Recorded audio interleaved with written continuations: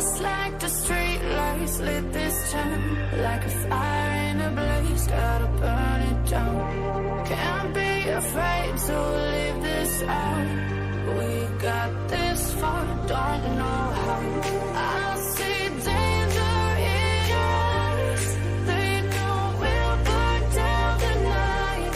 Coming just like the sunrise. You know that we gonna let it out. Tonight, we gonna let it out. Tonight, we gonna let it out. Just like the sunrise, we gonna let it out.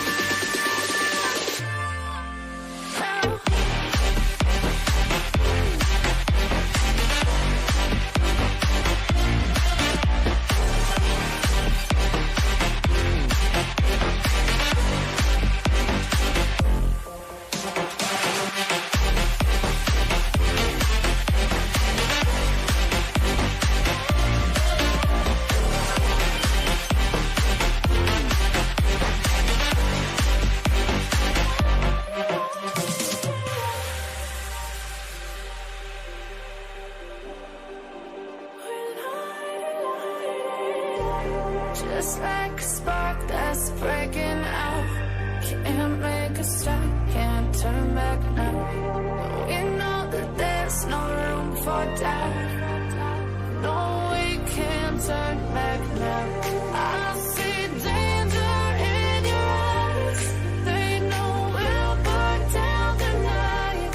Only just like the sunrise. You know that we gonna let it out.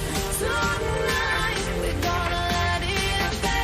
Tonight, we gonna let it out. Just like the sunrise, we gonna let it out.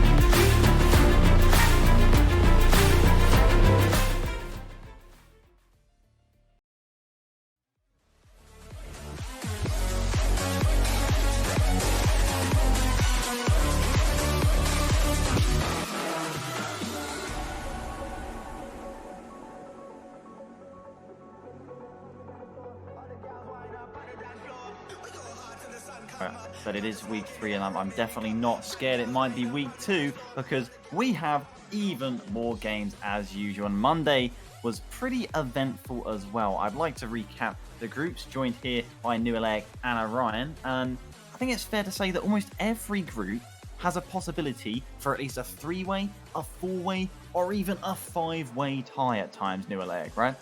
Yeah, I started off this week hopeful that we were going to finally start to see some separation, that all of these 1-1 ties that we had in week 1 weren't going to, continue. And here we are, as you say, with potential in at least one group for a 5-way tie at the end of week 2, and we'll be heading into week 3 if that's the case, with some huge matches still to play for this team. It's exciting. Ties are exciting. They're a lot of fun when they happen. Yeah, absolutely crazy. In terms of our schedule for today, we'll be opening up with a massive matchup between Engine Stuttgart and GEA Fairplay Martini from Groningen.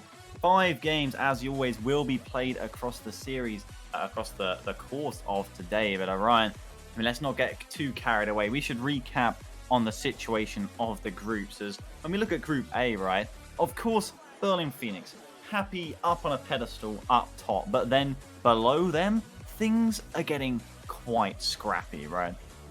Yeah, a little bit. We kind of find ourselves in that position where we've got one team dominating and the next team below them is the Kiel Krakens on a 3-1, and well, you kind of fear a little bit for Kiel at the moment after their disappointment in NSC not making it into that championship bracket. So Kiel potentially a bit out of position now, unless they decide to actually play in EURC. But we've got teams in there like York who are on 2-2, so they could really go either way. FHDW as well on 2-1, so it's kind of it could definitely be one of those groups where we get some interesting results and the whole kind of bottom half just flips on its head. Yeah, I do feel like FHDW sort of hold all the cards right now as kind of, to me, the only team that can reliably catch Kiel, at least with it being in their own hands, as Kiel, currently second in the group, have the tiebreak win over Tilburg, who they beat 3-1, I think, on Monday on the Rocket Benelux stream. So that's a huge win and potential tiebreak they have there. In terms of tiebreak, of course, head-to-head will take priority between two teams, but it'll be game differential when there's more than two teams tied. And that is that is something that seems almost inevitable in some groups at this point. As I think it's fair to say, like the FHDW, their fixture against Kiel also holding weight, but there are teams below them like UWE and even the NUIG Griffins who are begging that they lose, right? Absolutely. FHDW will actually have to play NUIG tonight as well. That'll be happening off stream. But FHDW, I think, they're the team that's making this group volatile right now because they have 2 matches to play tonight. That's quite a lot of it. And then they're sitting mid-table. So those 2 fixtures will really decide how a lot of this group goes. If NUIG manage to pick up a couple of wins tonight as well, they suddenly head back into the running to actually pick up maybe that 5th spot to go through. But at the same time, if FHDW win both of those, they're suddenly tied with Kiel Krakens on 3-2 with the head-to-head against Kiel, as you say. Or exactly. I think they're on 4-1 at that point, and they're feeling a lot better about being even a top 2 team in this group. Exactly, like FHDW, all on them, and we'll have them on stream in our 4th series of the game, of course, against the NUIG Griffins, and that's really their last chance saloon in this group, as York also with a bit of control. And yeah, Group A, you've just got UWE sat there, who, by the way, domestically won 3 back-to-back Game 5s in NSC yesterday to somehow qualify for championship bracket playoffs with a perfect 15-point week. So that is the ultimate clutch up from them, although they're going to need to clutch up in this group and also get results to go in their favor. As we can move on to Group B. All right, in terms of this, it's getting very juicy at the top. I do feel like our top 5 is almost going to get determined today in our 3rd series of the day, right? PXL versus Essex. Do you see maybe Roma catching if they somehow pull off some upset wins, or do you think that top 5 might be locked in? Well, I mean, it is last chance saloon for Roma now, unfortunately, being on that 0-3 yet to win a series. So they're really in need of a win today if they want to try, and they've got to hope. I would imagine they would hope that Pixel lose to Essex. Yeah. So Pixel would just be on that 1 win. If Essex win, then that top 5 becomes that little bit harder to get at, I think. I feel like this is also the one where I feel like Loughborough aren't entirely safe right now, especially because they could easily find themselves tied with the winner of Beckett against Essex. That series not happening until next week, of course. But regardless of who wins it, both teams have already beaten Loughborough. So it's kind of a little bit scary, even though they're still not out of contention for the top spot. It definitely is. It's rough for Loughborough. They still have to play up against Dusseldorf as well, one of the other teams that looked like they were going to be one of the top 3 teams along with Loughborough. But Loughborough right now, they're in danger of slipping out of that top 3, potentially down to 4 and 5, as you said, PXL.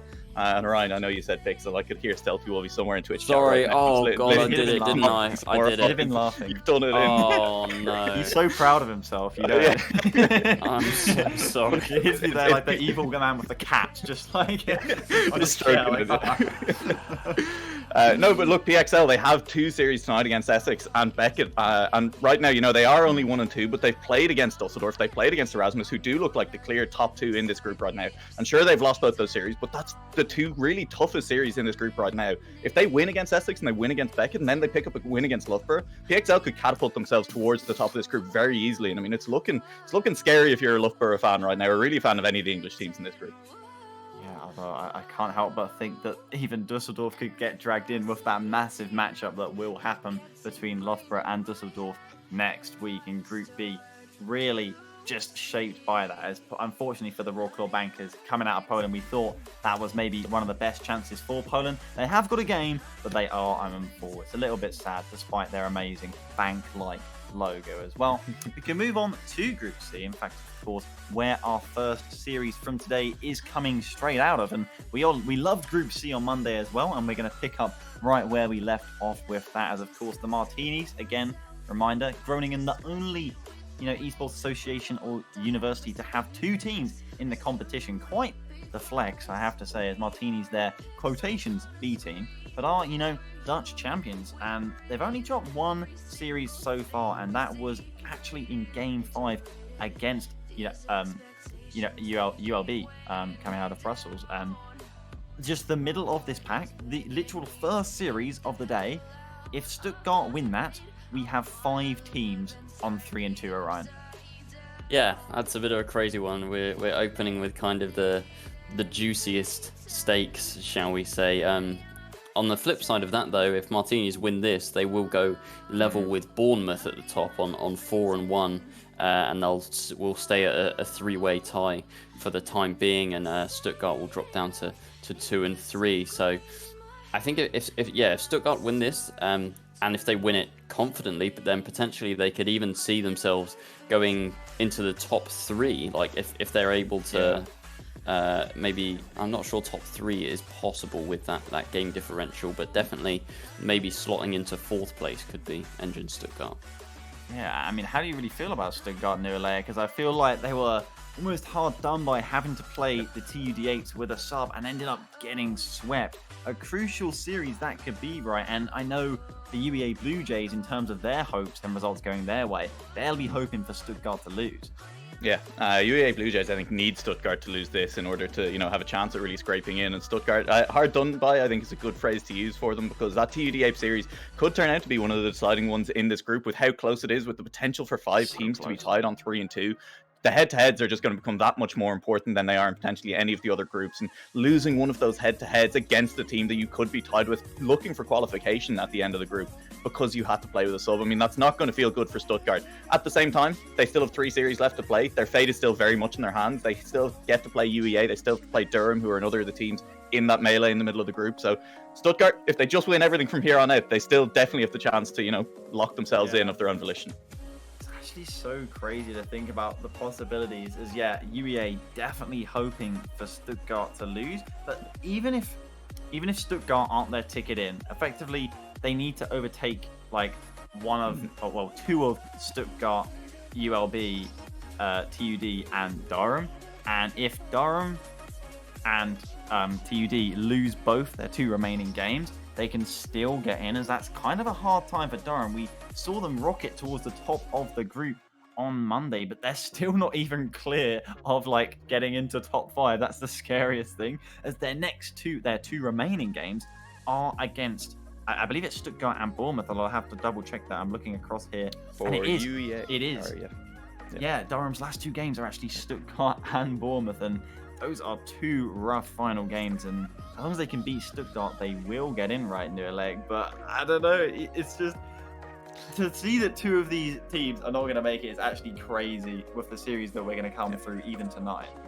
Yeah, absolutely. And I think we kind of called it at the start, this was the group, whereas a lot of our other groups we kind of had, there's 3 teams here that you'd feel okay about them not getting through. But I mean, you look down this group and you're like, No, honestly, there's 6 or 7 teams here that I could fully see making it through this group stage, and I'd be totally fine with it. And I think they do have a good time in the playoffs. So the fact that at least that 3 of them will have to go home, it's just, I mean, it's rough. That's the nature of tournament play, though. Sometimes, you get drawn into a group that you just have to get through. And if you're looking to go far in a tournament, you just have to beat the teams that get put in front of you. And that's what's happening in Group C right now. It's going to be cruel to someone. The question just becomes who.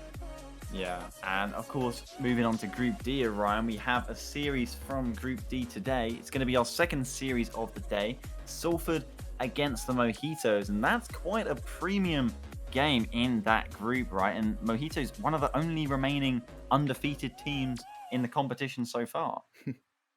Yeah, 3-0 currently, so they're not quite top of their group, as Portsmouth have played those 2 extra matches and sit at 4-1 on the top. Salford as well, currently 3-1, and they've just got that number 1 seed in NSE, so potentially Salford will be looking to overtake Portsmouth in that group. And then as we continue to look down, we've got the Berlin Basilisks on 2-2 at the moment. Birmingham Badgers on 2-3, and I think they've probably had a bit of a slip in form recently rather than looking better. So they might continue to slip down that group. And then we have Twente, followed by Jyväskylä, and then the White Mages on 0-5. Yeah, I feel like it's kind of it's similar somewhat to Group C in terms of that we know that it's going to be super, super close in terms of making that top 5. Maybe it doesn't run as high as I do think Mojitos, Portsmouth and Salford should be okay for top 3, barring Basilisks really turning up the heat right in EURC. But when I look at Basilisks, I can't help but look at the Badgers and esports Team 20 and think that it is going to be going down right to the wire in a potential 3-way tie. And although I don't want to count out Jyväskylä, the only hope for Finland in this competition, in their defense, right? They do have everything in their hands. They've also only played 3 series, but I think it's fair to say that they haven't really been as convincing as we'd have hoped. Yeah, absolutely. And I think the difficulty there is that one of their losses is to the Badgers, who look to be one of those teams you're fighting with directly. And it's those head-to-heads again. We keep bringing them up because they keep being so important. It's the head-to-heads against the teams near you are the matches you really have to win. And dropping that game to Badgers could be very dangerous for Jyväskylä. At the same time, though, I mean, Badgers have dropped a few games to the teams around them in the standings as well. One of their wins was against Portsmouth, which I kind of came out of nowhere, but also isn't that useful other than just having another win on the board. So that's definitely a group where we have a clearly defined top 3, but we could end up with kind of 2 3-way ties between teams who have different head-to-heads, and that definitely could come down to game differential then. Exactly. It's just terrifying to think about. I mean, Basilisk, this is going to be the turning point of their group coming up, right? I mean, next week they play Badgers, and Orion, like that Badgers versus Basilisk burn-in, it's so pivotal to the entire mid-table of the group, right? Potentially. I think that would depend on Twente, to be honest with you. If Twente go kind of down and out and continue in that top 6, or sorry, in that 6th place spot, then it might not really matter between Berlin and Badgers. But if Twente, enter the competition and really start challenging for top 5, then it's going to be one of the Basilisks and the Badgers that might have to drop down. So very, very crucial that for whoever wins that series. The thing for me with Twente is their 2 remaining series are against Jyväskylä and Salford, and of course the Badgers and Basilisk will be begging that Salford don't slip up against Twente, but that could still easily be a really close series, that one. But I think in terms of our predictions, I would just say that we should assume that Twente will go 1-1, but then I guess we can't really count out Jyväskylä against them either. It's just kind of scary when the Badgers, likewise, they still have White Mages to play, and you'd hope, White Mages are yet to get a game in the group, so you'd hope the Badgers will get a 3-0 boost, which is a very helpful one at that to their game differential. They're currently at 10-10 in games. Very satisfying and symmetrical, given the fact that they've actually lost one more series than they've won. But whereas, to me, the Basilisks Birmingham Badgers series is just going to define the Group D, the middle of Group D, because Badgers have to win that series, whereas Basilisks currently with an extra loss available, and they should, a keyword should, get a win against Jyväskylä. I think Basilisks have looked pretty solid, and on the whole, a lot of the German teams have, right, EURC? Yeah, I think I've said it before on the desk, but I've been super impressed by all of the German teams in this competition. You know, they've generally come in, they've been strong, they've been fighting for series even when they come in as the underdogs, and that's what's propelling them a lot of them into at least this mid-table. And you know, then you do stuff like Berlin Phoenixes, who are also undefeated, but slightly more impressive than Mojitos because they've played all 5 of their games by now.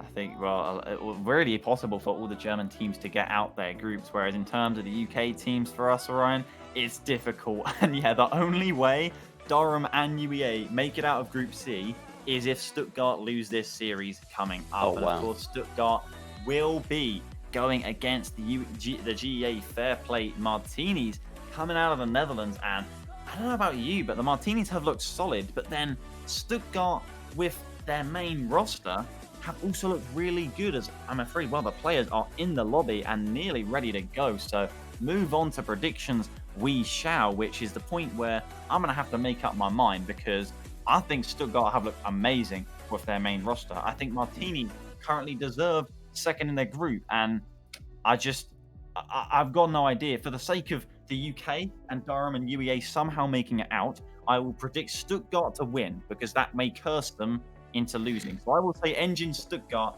who, to be honest, I think look fantastic with their main roster, and yeah, given that loss to TUD with a sub, kind of deserve the win here. But Martinis, they'll be looking to ramp this one up, right? New Alaic, which way do you see this one going? I think all of the points you've made absolutely hold true. Both of these teams have looked really solid, but they've both looked absolutely beatable, and they both look like teams that can beat anyone else, which means that, you know, both of them could just come out and beat the other team. At the end of the day, though, I think Martini have just had an edge in consistency. You know, they've looked like a top 2 team in this group, I think, in general, and I think they probably have it in them to take this win and to push themselves up 4-1, tie themselves with Bournemouth Barracudas at the time being. No, that is fair enough. And Orion, last casting vote on the panel. In terms of Twitch chat, I can try and inform you the way their predictions are going. It's 56% in favour of the GEA Fair Play Martinis. Are you going to side with Twitch chat, or what are you going to be going with as the deciding vote here on the panel? I think that I am with the Martinis on this one. I think they definitely deserve that top 2 spot up there with Bournemouth. Interesting stat as well. If they sweep this series against Stuttgart, then they will be exactly the same as Bournemouth. They will both be on 14 and 6 in terms of their game differential, and they play each other next week. So that would be a real decider for the top of that group. But yeah, I think everything is kind of looking in favour of the Martinis at the moment. And if Stuttgart are able to pull something off here, then yeah, it'll be quite incredible. Well, the players and teams are ready. It will be Stuttgart against GEA Fair Play Martini coming out of Groningen. This series will be casted to you by RW Dragon and Hytheria. And well, I hope the first game, as I see it, is going to be on Utopia Coliseum Dusk. RW Dragon, how's the weather down there? Weather's actually quite sunny on a fine Utopia Coliseum day as we get ready to route this series. Hytheria, I feel like I know which way this is going. As a proud Bournemouth student as well, there's part of me that wants the UK teams to do great. There's also part of me for Stuttgart to take Fair Play Martini down and have that 5-way chaos going on down below us. But heart on heart, I think I agree with the desk on this one. I think Fair Play Martini have the better chance of taking this. How are you feeling just before this game? I am very much a man of chaos. Also during NSC, I absolutely enjoy the chaos unfolding. So while I should in theory be for Fair Play Martini, I kind of want to lean the other way, and everybody who's just looking at me with shameful eyes, please look the other way while I say this. But I'm going to say Engines edge them out in game number 5, 3-2. Go against the desk a little bit to create a little bit of friction. Maybe they can come back and say, you know what, that Hytheria guy might just be really smart. Some validation in there is always desired, but we're going to see in the match one about to be underway. A man of chaos as well, I see, as we hope to start off an absolute slugfest of a series. 2 fantastic teams starting off our stream tonight as Muskies. Edgeral blocked out by Engines to start off with. Zico sending it wide. Zide will need to pick that up. take it out of defense. Pinch moves straight upfield. Rebel trying to clear the back lines of Martini, but Desire taking control up the sidewall towards the ceiling as that goes is up the shot just off target off the backboard, and Rebel with clearance upfield. Desired out of position, and it's an open net to kick us off. Oh my. Purple and Martini already catching Stuttgart off guard here. That's not a good start. Usually when you're not necessarily the favorite, you want to get off to that phenomenal start. You want to put on a lot of pressure. It's going to be a tense game nonetheless, even with that early goal falling. Martini might just be a little bit more confident, it might just be a little bit more consistent with that. But that doesn't necessarily give them an instant win. They're still going to have to work for the rest of the 4 minutes for as that goes. Takes it down the line, gets a decent 50 in towards the center. Nobody's waiting there to try and take a shot. Zico, infield pass to Muskie. And that's something that Martini kind of have. Their B team is very much about the passing plays, and also when they played against each other, the B team was very much trying to combine and had a great teamwork. Whereas with Martini, it mainly came down to solo plays and creating space that way. So I'm curious to see whether they're going to opt for that regard once again. To start off with, it has been trying to open up the pitch with a few passing plays, opening up the scoring with a slightly unforced error as Engine Stuttgart pushed themselves a little bit too high and stretched themselves out a little bit too thin.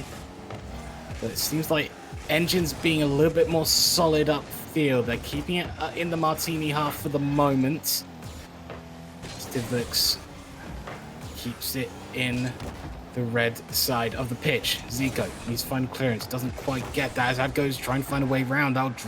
Start dropping off the backboard. Ad Desired makes the challenge down to Ad goes into the center. Muskie gets the challenge. Stivlix halfway line, bringing it back in the middle. Challenges Zico, but that will drop to Muskie again. Taking it forward. Here's the 1v1 plays you were talking about, but blocked out. Rebel has a shot, finds the top right corner, and Martini's 2-0 up. This is going to sting for Stuttgart. They've really been on the offensive pretty much the entire time, are not able to bring anything into fruition, are kind of forced to look at Martini right now, who are moving so agile across the pitch and really make use of their opportunities that they're getting. They don't need to be exerting pressure the entire time. They can just have one breakaway and profit off of that. So Martini in that regard is looking stronger. There's still plenty of time left to go as it goes to Ad goes. Only can put it on towards the backboard. Muskie's a little bit slow on it. Allows Tivlix to close that distance when has Rebel taken over. Once again, Martini, who have been so clinical in that offensive position, might just concede one from distance. Tivlix off the crossbar, but then there will be Ad goes in the center to get that connecting goal. Well-worked finish from Engine Stuttgart. Tivlix and Ad goes linking up to get the 1-2, bring it together, and score the goal. Martini's stuck standing in the middle of their net, unable to reach that. It's been an interesting set of goals to kick off. I would say one unforced error and then two slightly more worked goals. I'd say Martini has had unforced errors by Stuttgart at the core of it, with one missed clearance off the backboard from Stuttgart for the second goal, then the missed rotation we saw for the first goal. But at the moment, Stuttgart, I would argue that their goal slightly more worked, using the backboard, passing it in between each other, as Martini looked like they were starting to try and get the ball moving, get the ball working for them. Tivlix clears it off the backboard, out towards the side. Rebel taking time for the challenge, finds it, but doesn't work out as Muskie on the back line has to find a pass out, doesn't find a way to Zico. So that goes challenges on the midfield line. This is a challenge for Stuttgart. So they were 1 goal behind with 1 minute 40 to go in this first game of the series. Yeah, right now it's kind of as if Stuttgart, they very much worked for their money. With Fair Play, Martini just had a rich dad or a rich mother, whatever, just had rich parents who they could inherit the money off. And it gives you a head start. It gives you a head start in life, and that's also what's going on the pitch. It is currently 1 goal up for them. Stuttgart, they're fighting their way up there for sure and making sure the working class has a say in whatever goes on up there. With 1 minute remaining, they do have to move a little bit quicker as Tiflix, he might just go quicker with that shot. Muskie makes the save. They're not done with the attack just yet, or maybe they actually are. Muskie, he was low on boost, but there's no pressure coming out from Stuttgart, and Muskie, well, in the air dribble, denied by Tiflix. He does get a second touch and puts it right back in towards the backboard. Rebel with a decent touch, a little bit of panic in the disco from Stuttgart. They need to break out because one more goal is going to be the nail in the coffin. They could just break out directly, kind of pull a martini and have that incredibly clinical offense. It is all going to depend on those final 40 seconds though. The Stuttgart start off the pressure in that final 30 seconds, but cleared the line by Rebel. Zico clearing the line again. Stuttgart on the front line at the moment as they'll cleared out to the halfway line. Adgo sends it straight back. Muskie out to the side. Controlled Tivlix into Desired. The pass is a perfect, but not quite the shot. What about the second one? The follow-up is perfection. Adgoes ties up the score. 12 seconds left, and it looks like we're heading towards overtime. Very much looking like it. Honestly, Stuttgart, they fought their way up here, and they very much deserve their position right now in this equalized scoreline. They currently have a total of 12 shots. Martini, they've only got 5. They're getting massively outshot. It will still go to overtime if Martini can't convert in this attack, and maybe the ball gets kept up. A little bit of rule number whatever is going on. Actually, Muskie might just be able to take it across, and makes the save at the final second. In overtime, it is for Stuttgart. Can they make this comeback? Can they get the win in game number 1? Adgo is taken up in the air, getting past Muskie. Will we have to follow it up as well? Zico gets a good clear out to the side. Desired. That's very much a decent touch. And now by Rebel, but it's still dropping in front of the goal. Good block once again. It is not out of the woods just yet for Martini, but now Zico can go on the counter. Can he actually convert? It's a failed flick. Drop it straight back into Rebel, and the action is just not over until Tivlix manages to get it into Adgo's. Stuttgart getting away with a little bit at the moment, but Muskie, the redirect doesn't come through. Adgo sends it out to the side. Starting off this overtime, a little bit of a plus to the Martinis so far, as they seem to have the better side of possession, more aggression coming through in the first 45. Rebel towards backboard Desire. We'll have to clear that out right into the center. Zico's there. Good chance by Tivlix. Prevents the shots. Adgo's diagonal, finds it, but Muskie's also there, deep back upfield. Desired looking for the corner again. Adgo's looking for the follow-up, but almost taken out of the play by Zico, but it comes up a little bit closer to the Martinis net than he would have hoped, taking it away from Adgo's on the sidewall. A moment of calm here as Engine Stuttgart wait for a moment. Patience on the midfield line. Back up again. Tivlix towards the backboard, who has a follow-up. Zico pushes it out. Adgoes is there. Blocked by Muskie. 1 minute 30 gone in this overtime, and Martini's a little bit shaken up. Yeah, oh my word. Oh, is it going to be calm before the storm, or is it going to be calm just the entire way through and a silly goal finds its way through? Oh, Desired is going to try and look for that answer directly. And Tivlix got a pivotal second touch, kind of delaying the counter-attack coming in. Now as Adgo is coming in, denied by Zico, but it's still Stuttgart. The entirety of this overtime pretty much spent in the Martini half. They don't have the conversion just yet, and we did see what happened for the initial goal in this entire matchup, in this entire series. It was a long-range shot. Rebel rips one now. Desired should make the touch indeed, but it goes back in towards the center where Zico can rip another one. And clears it out to the side. And Stuttgart, they have now successfully defended here as well. 2 minutes 20 gone. Martini's now getting back on the better side of the pressure. They're challenging Stuttgart's nets. Tivlix, shot just off the wall. Adgoes looking for the backboard, finds it. Desired. Decides not to jump for that shot. Stays upfield though, getting in the way of Martini's way out. Tivlix towards the side. Adgoes, the ball taken away from him inside. Needs to get a catch, trying to take it towards the wall. Blocked out as well. Adgoes taking control. Past Zico. Down into the center. Rebel clearing it up. Muskie sending it out upfield. Rebel and Zico. A little bit of a miscommunication there. Desired puts it back in. Adgoes towards the corner. Can't find a second shot. What about Desired? There's the winner. Game 1, Stuttgart. Oh my, well, it was bound to be happening. Stuttgart, they put on so much pressure on Martini. And at some point, surely they had to fall.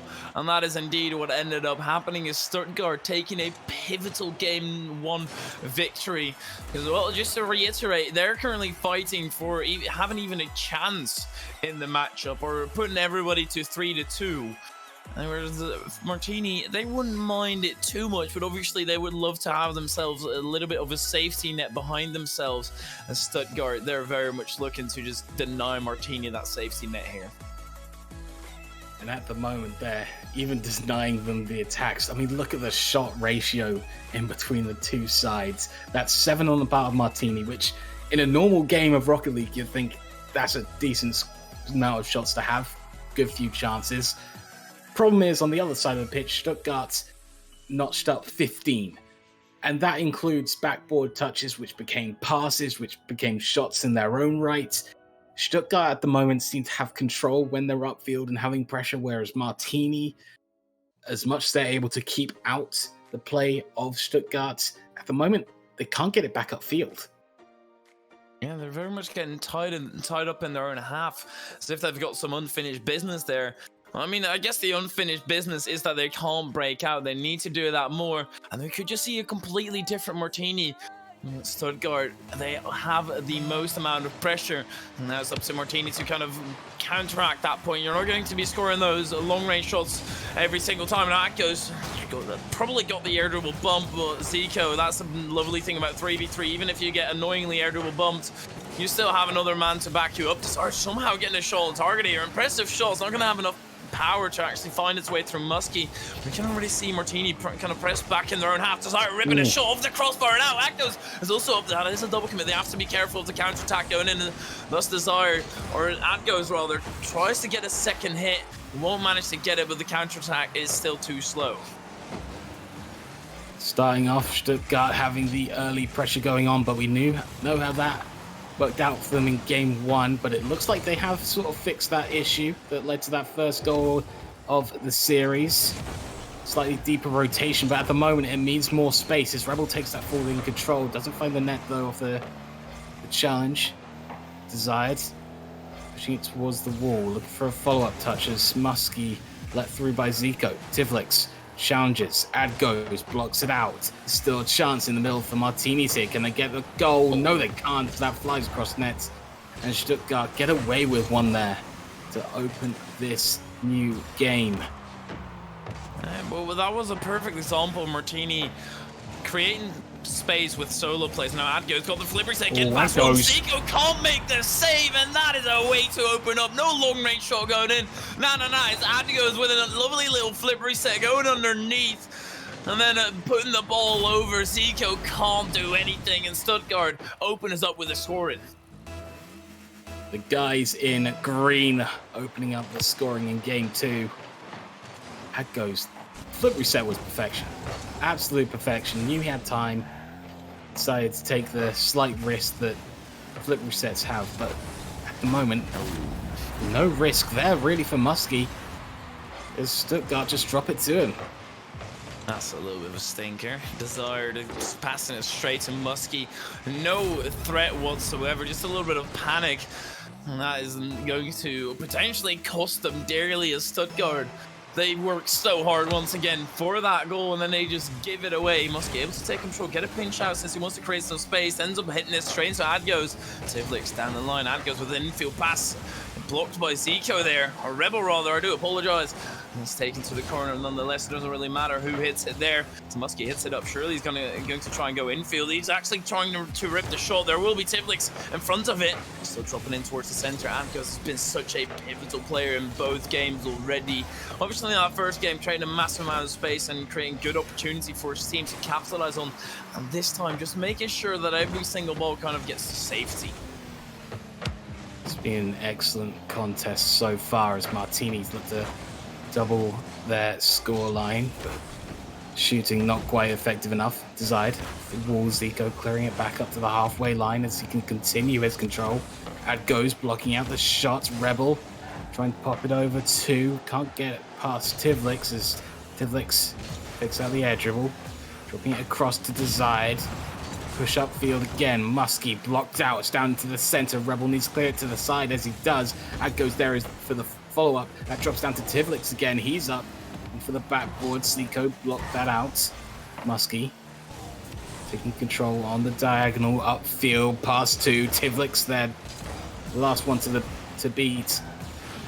Unbeatable for the moment. Tivlix was the wall to the backboard, dropping down for Rebel. Clearance out by Desire as that's dropped to a teammate, but good challenge from Muskie, making it a Martini opportunity. Ad goes clearing off the backboard. 1 minute 40 to go. We are still tied 1 apiece between these two teams, and what a match it's been so far. This has been a fantastic game and a fantastic series, and we're only on the second game, and it's not even done yet. And with that, it being such a pivotal series as well, there's a lot of stuff riding on this, even though it's only group stage. Sometimes you have the bottom going against the top, but no, this is kind of top of the mid-pack against bottom of the mid-pack, and that could all just change as Rebel off to the sidewall, rips the short, Tivlix gets in the way. Now it is Engine Stuttgart on the defensive side. Need to prove themselves on that end of the pitch as well. Rebel in towards the center. Muskie might be able to rip a shot. Adgoes would not have been in the way of it, but Rebel pivotally misses the shot. And Tivlix not going for a ground pinch. Just opts to take it slowly. A little bit of an awkward pass back. Muskie reads it properly. Desire now with a mistouch. Muskie ceiling reset, and then an own goal coming out from Adgoes. That is an unfortunate way to concede. Muskie up off the ceiling. Didn't find a follow-up touch, but Adgo's just back a little bit too late. Unable to push it free of the net. And out of the way. 45 seconds to go. We've seen Stuttgart score with less time on the clock.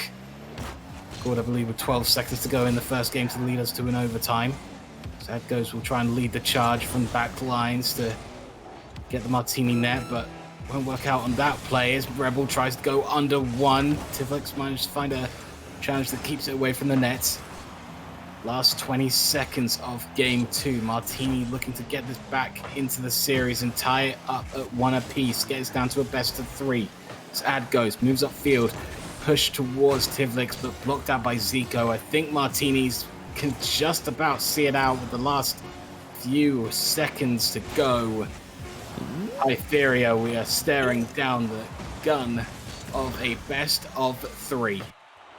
Oh my, indeed we are, and I don't blame you whatsoever halting that sentence just for a brief second, because that pass infield, or downfield rather, was incredibly close to actually coming to fruition for Stuttgart, and if they managed to equalize once again, bring it into overtime, my mind would have been, I don't know where, since I would have lost it at that point. Stuttgart, they need to fight a little bit harder. They are playing proper at times, and fair play Martini, they're just kind of baiting out Stuttgart in positions they don't want to be in. And that is perfectly playing into the playstyle fair play Martini. Just sitting back, letting Stuttgart do their thing. Because fair play Martini, they've got confidence in the rotation and everything to back up their playstyle. And that got them the win in game number 2.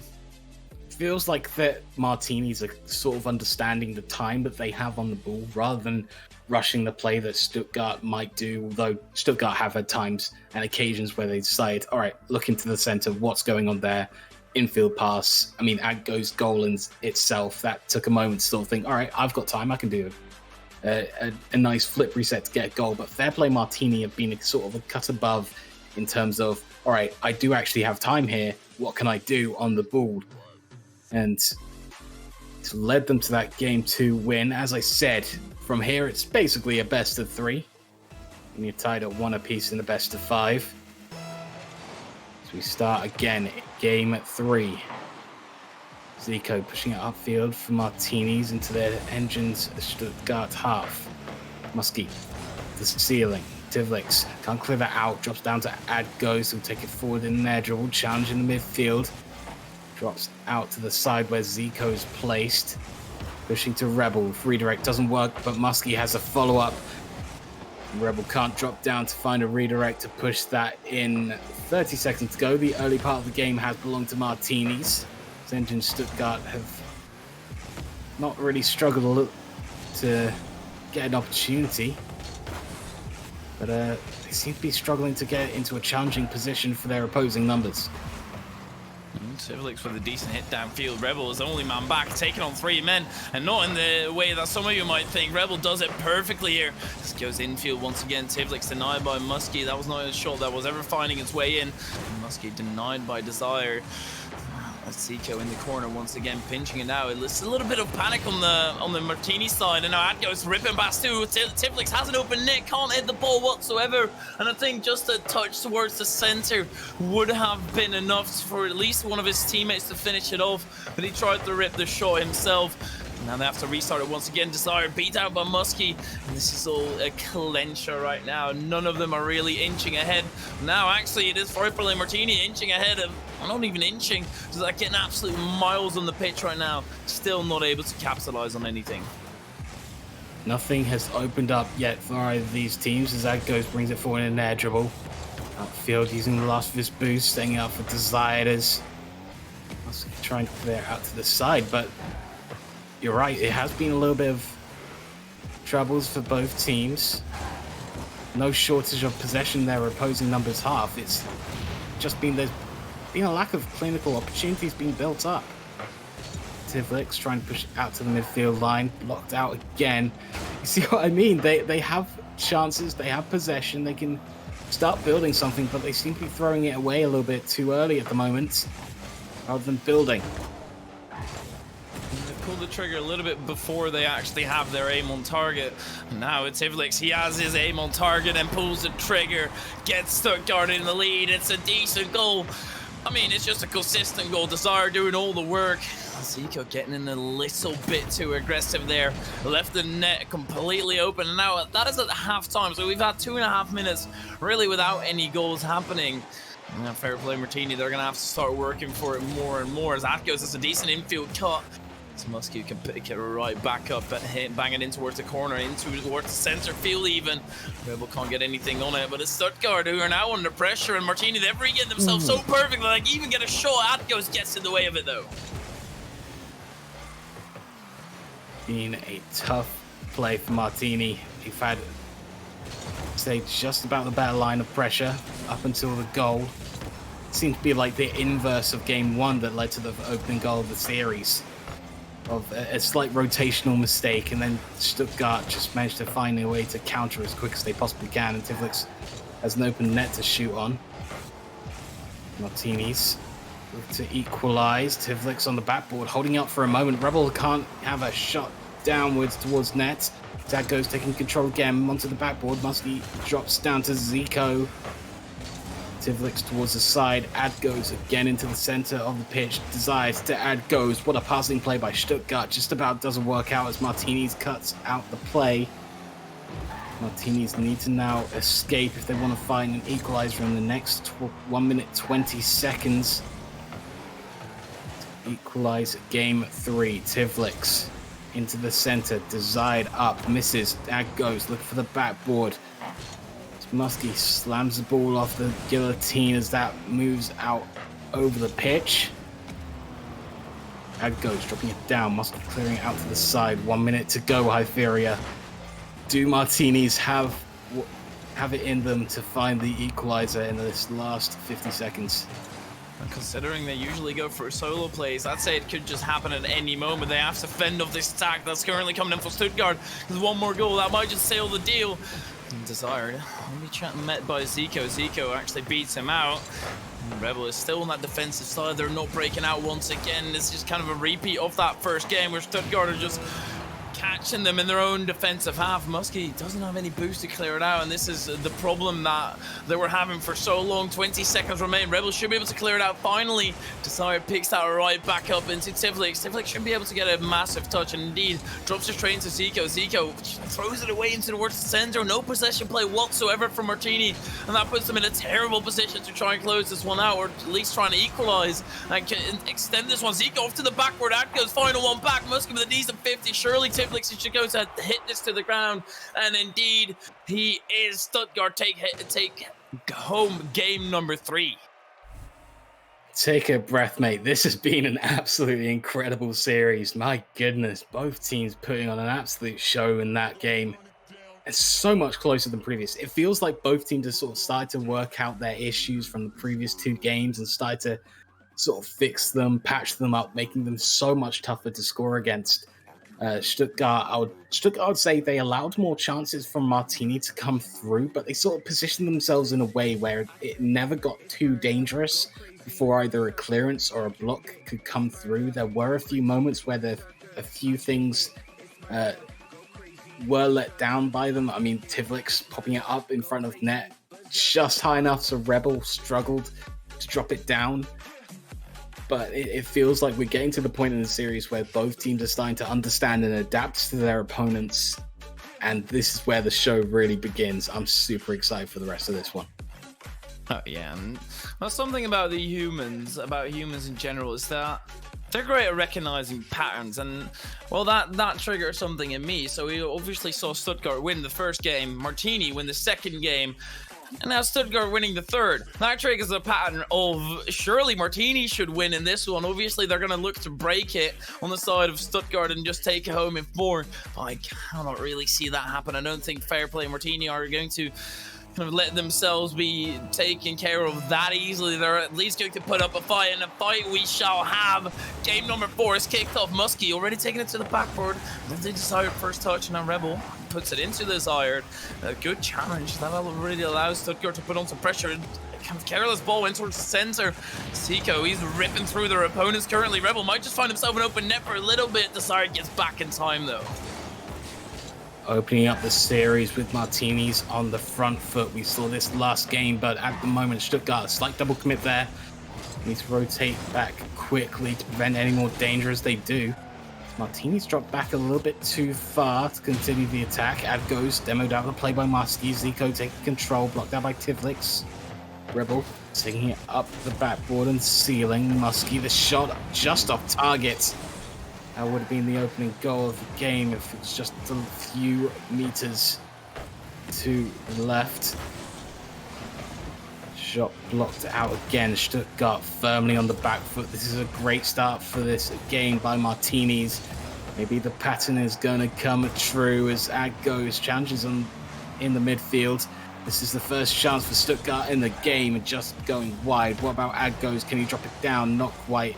As that moves wide. Martinis trying to move away for the ball into the Stuttgart half. It's really been a back and forth already, but now Rebel in a 1v3 situation.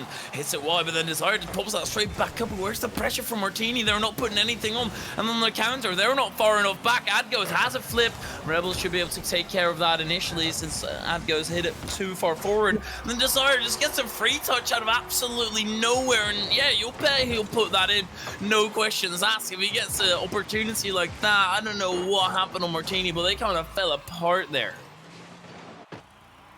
Would say partially fell apart, but great recognition from Stuttgart to play the backboard when they only had the defender planted on the ground in the middle of the net. They did have someone rotating onto the backboard, but not soon enough. Use what is there, use what is open for you, and that's exactly what Stuttgart have done to open up the scoring in this game. Tivlix moving high once again. Maybe this is a pattern that Stuttgart have also recognized. Maybe Martini's just a little bit worried about the backboard and don't protect it enough. Muskie moving on the backboard itself, using seemingly Martini's worst enemy for them on attack. Zico out to the midfield. Ad goes, blocks it out as Tivlix follows up with a touch upfield. Tivlix trying to pop it past Zico. As he does, Desired, the shot doesn't come through. Rebel can move away with the ball. Ad goes, challenging straight off the wall, getting in the way of the play. Stuttgart still a 1-goal lead with 2 minutes 20 left on the clock. Martini's struggling to find the big opportunities that could lead them there, and there's the caster's curse. Muskie makes me go silent. 1-1. Oh, there's not really a big opportunity. It's a tiny window that Muskie is able to squeeze it through. It's a little bit of a letdown for Stuttgart. And something that I noticed about the playstyle or what's currently going on the side of Martini is that they're kind of sitting back in the center. So they're not prepared for a counterattack, but they're also not there for an attack, which puts them in a bad position all around. That's a good demo from Rebel. The miss from Muskie puts Zico in a position where he just has to do it himself. Adgos is a little bit uncomfortable in that save out. Now Muskie in towards the center. Desire looking for the bump on Rebel. Into the corner it goes. Martini, they've at least equalized, but now they need to get one more, obviously. Otherwise, they will still drop in this series.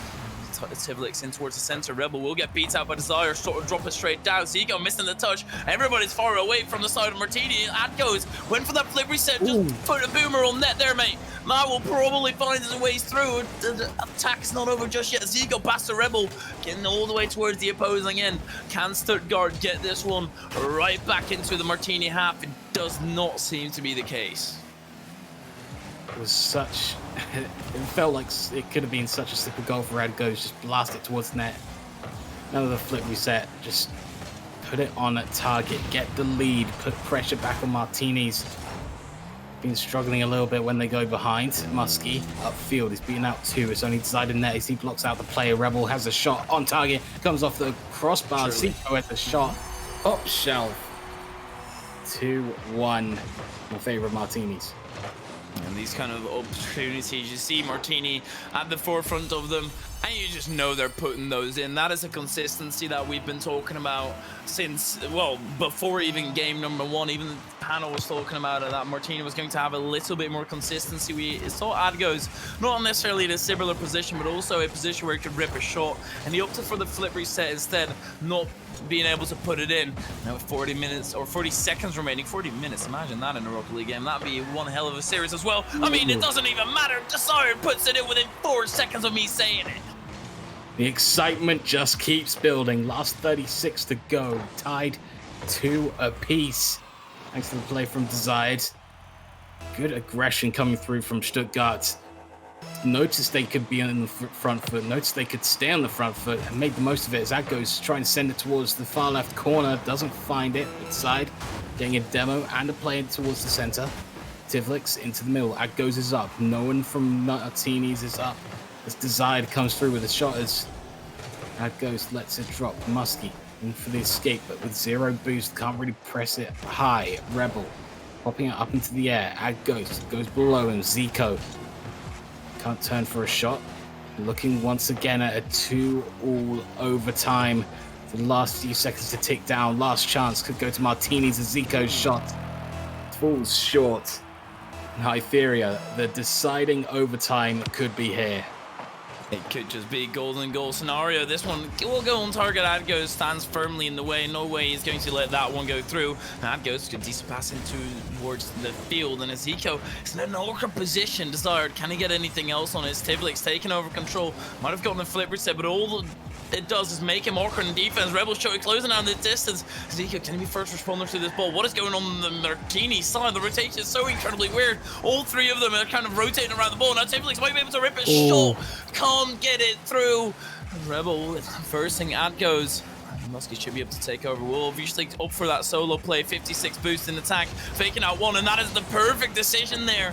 They still don't manage to break through as of right now. Martini, they're trying so hard. This might just drop straight back into the center once again. Stuttgart, all they need is that 1 goal to break through. Wait, what? Oh, it's on the line! Desired! What? Makes the stop just in time. Rebel shot. Adgos finding the block, sending that high control towards the side. Muskie still has the ability to move that outfield towards the backboard. Adgos clearing off the backboard out to the side. Zico's there. Looking for someone in the center. Rebel's just a little bit too far back to latch onto that play. Adgos up. Clearance upfield again. Tivlix challenging. So is Adgos though. Small little double commits going through from Stuttgart that might slowly but surely tear them apart. But maybe that'll take a little bit too much time for Martinis as they seem to be struggling to find defined opportunities, to find shots. Put on target, put pressure on Stuttgart. Muskie bringing it up the backboard, looking to drop it down. Rebels close to this time, but so are the Stuttgart defenders. Zico sending it back upfield. Tivlix looking for the challenge. Gets it. Drops. Flies in front of the net. Muskie can't get there. Zico Plays it round 1. Tivlix sending it out to the side. Ad goes towards the center, across the center, straight to Desired. That's pushed up the field again. Stuttgart might need to get a little bit more control onto the ball rather than blast up field, but at the moment, did work for a moment there. Out into the center, Tivlix is there, blocked out. 2.5 minutes in, and these guys are putting on an absolute show to open up our stream tonight. Oh, for sure, but it could just end all right here if Stuttgart managed to bring this opportunity into fruition. Desired with a phenomenal 50. Still Rebel right underneath and now able to take control. Rips it towards the backboard. Tivlix needs to get a touch. They will drop straight to Muskie, and I said it earlier, he will make use of those opportunities, but not if Desire gets in the way. Zico clears out to the side, and what a phenomenal opportunity. A little bit of an awkward backflip coming out of Desire, or Rebel, I think it was there. So not popping in towards the back of the net.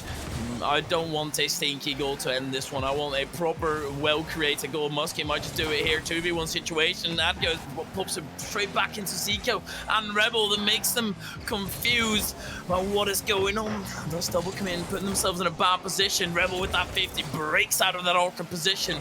Might be able to actually bring something into fruition. Tivlix panics. Muskie in towards the center. Is there a bump coming in anywhere? Zico, there was a bump, but Zico is too far away. And it's Rebel all alone on defense with a massive boomer out, putting them right back into that midfield battle. It's been an absolute war of attrition this entire overtime. Both teams having great plays in the final third, but nothing coming to fruition just yet. That goes ready out towards the side. We've seen his play so far and looking for Desire to finish that one off. Top shelf not found. Tivlix keeps it in play. That'll drop down and goes is there. The shot towards the corner. Oh my, I for a second thought that Aggo's missed this from how he's been playing pretty much the entire series to missing an open net at such a pivotal moment. But it is Stuttgart who managed to pull through and bring chaos to the entirety of the group, putting pretty much everyone on 3-2, if I'm not mistaken, in that regard. It is absolute craziness that's currently going on in group number C. Oh my word, you have to say that from Fair Play could have gotten more out of that, surely. So many times they were just sitting on the line, and just a moment of just heightened aggression off the back of those plays could have led to the goal that finished off the series. But guess we know that Stuttgart prefer their martinis shaken and in fact stirred, as martinis fall 3-1. Not even sure if that made sense. I just wanted to try and use it. Let's just see what happens. But you know what? We have another few games to see what happens tonight. And we've only just gotten started with this extremely exciting one. We'll see you after the break with the desk and an interview.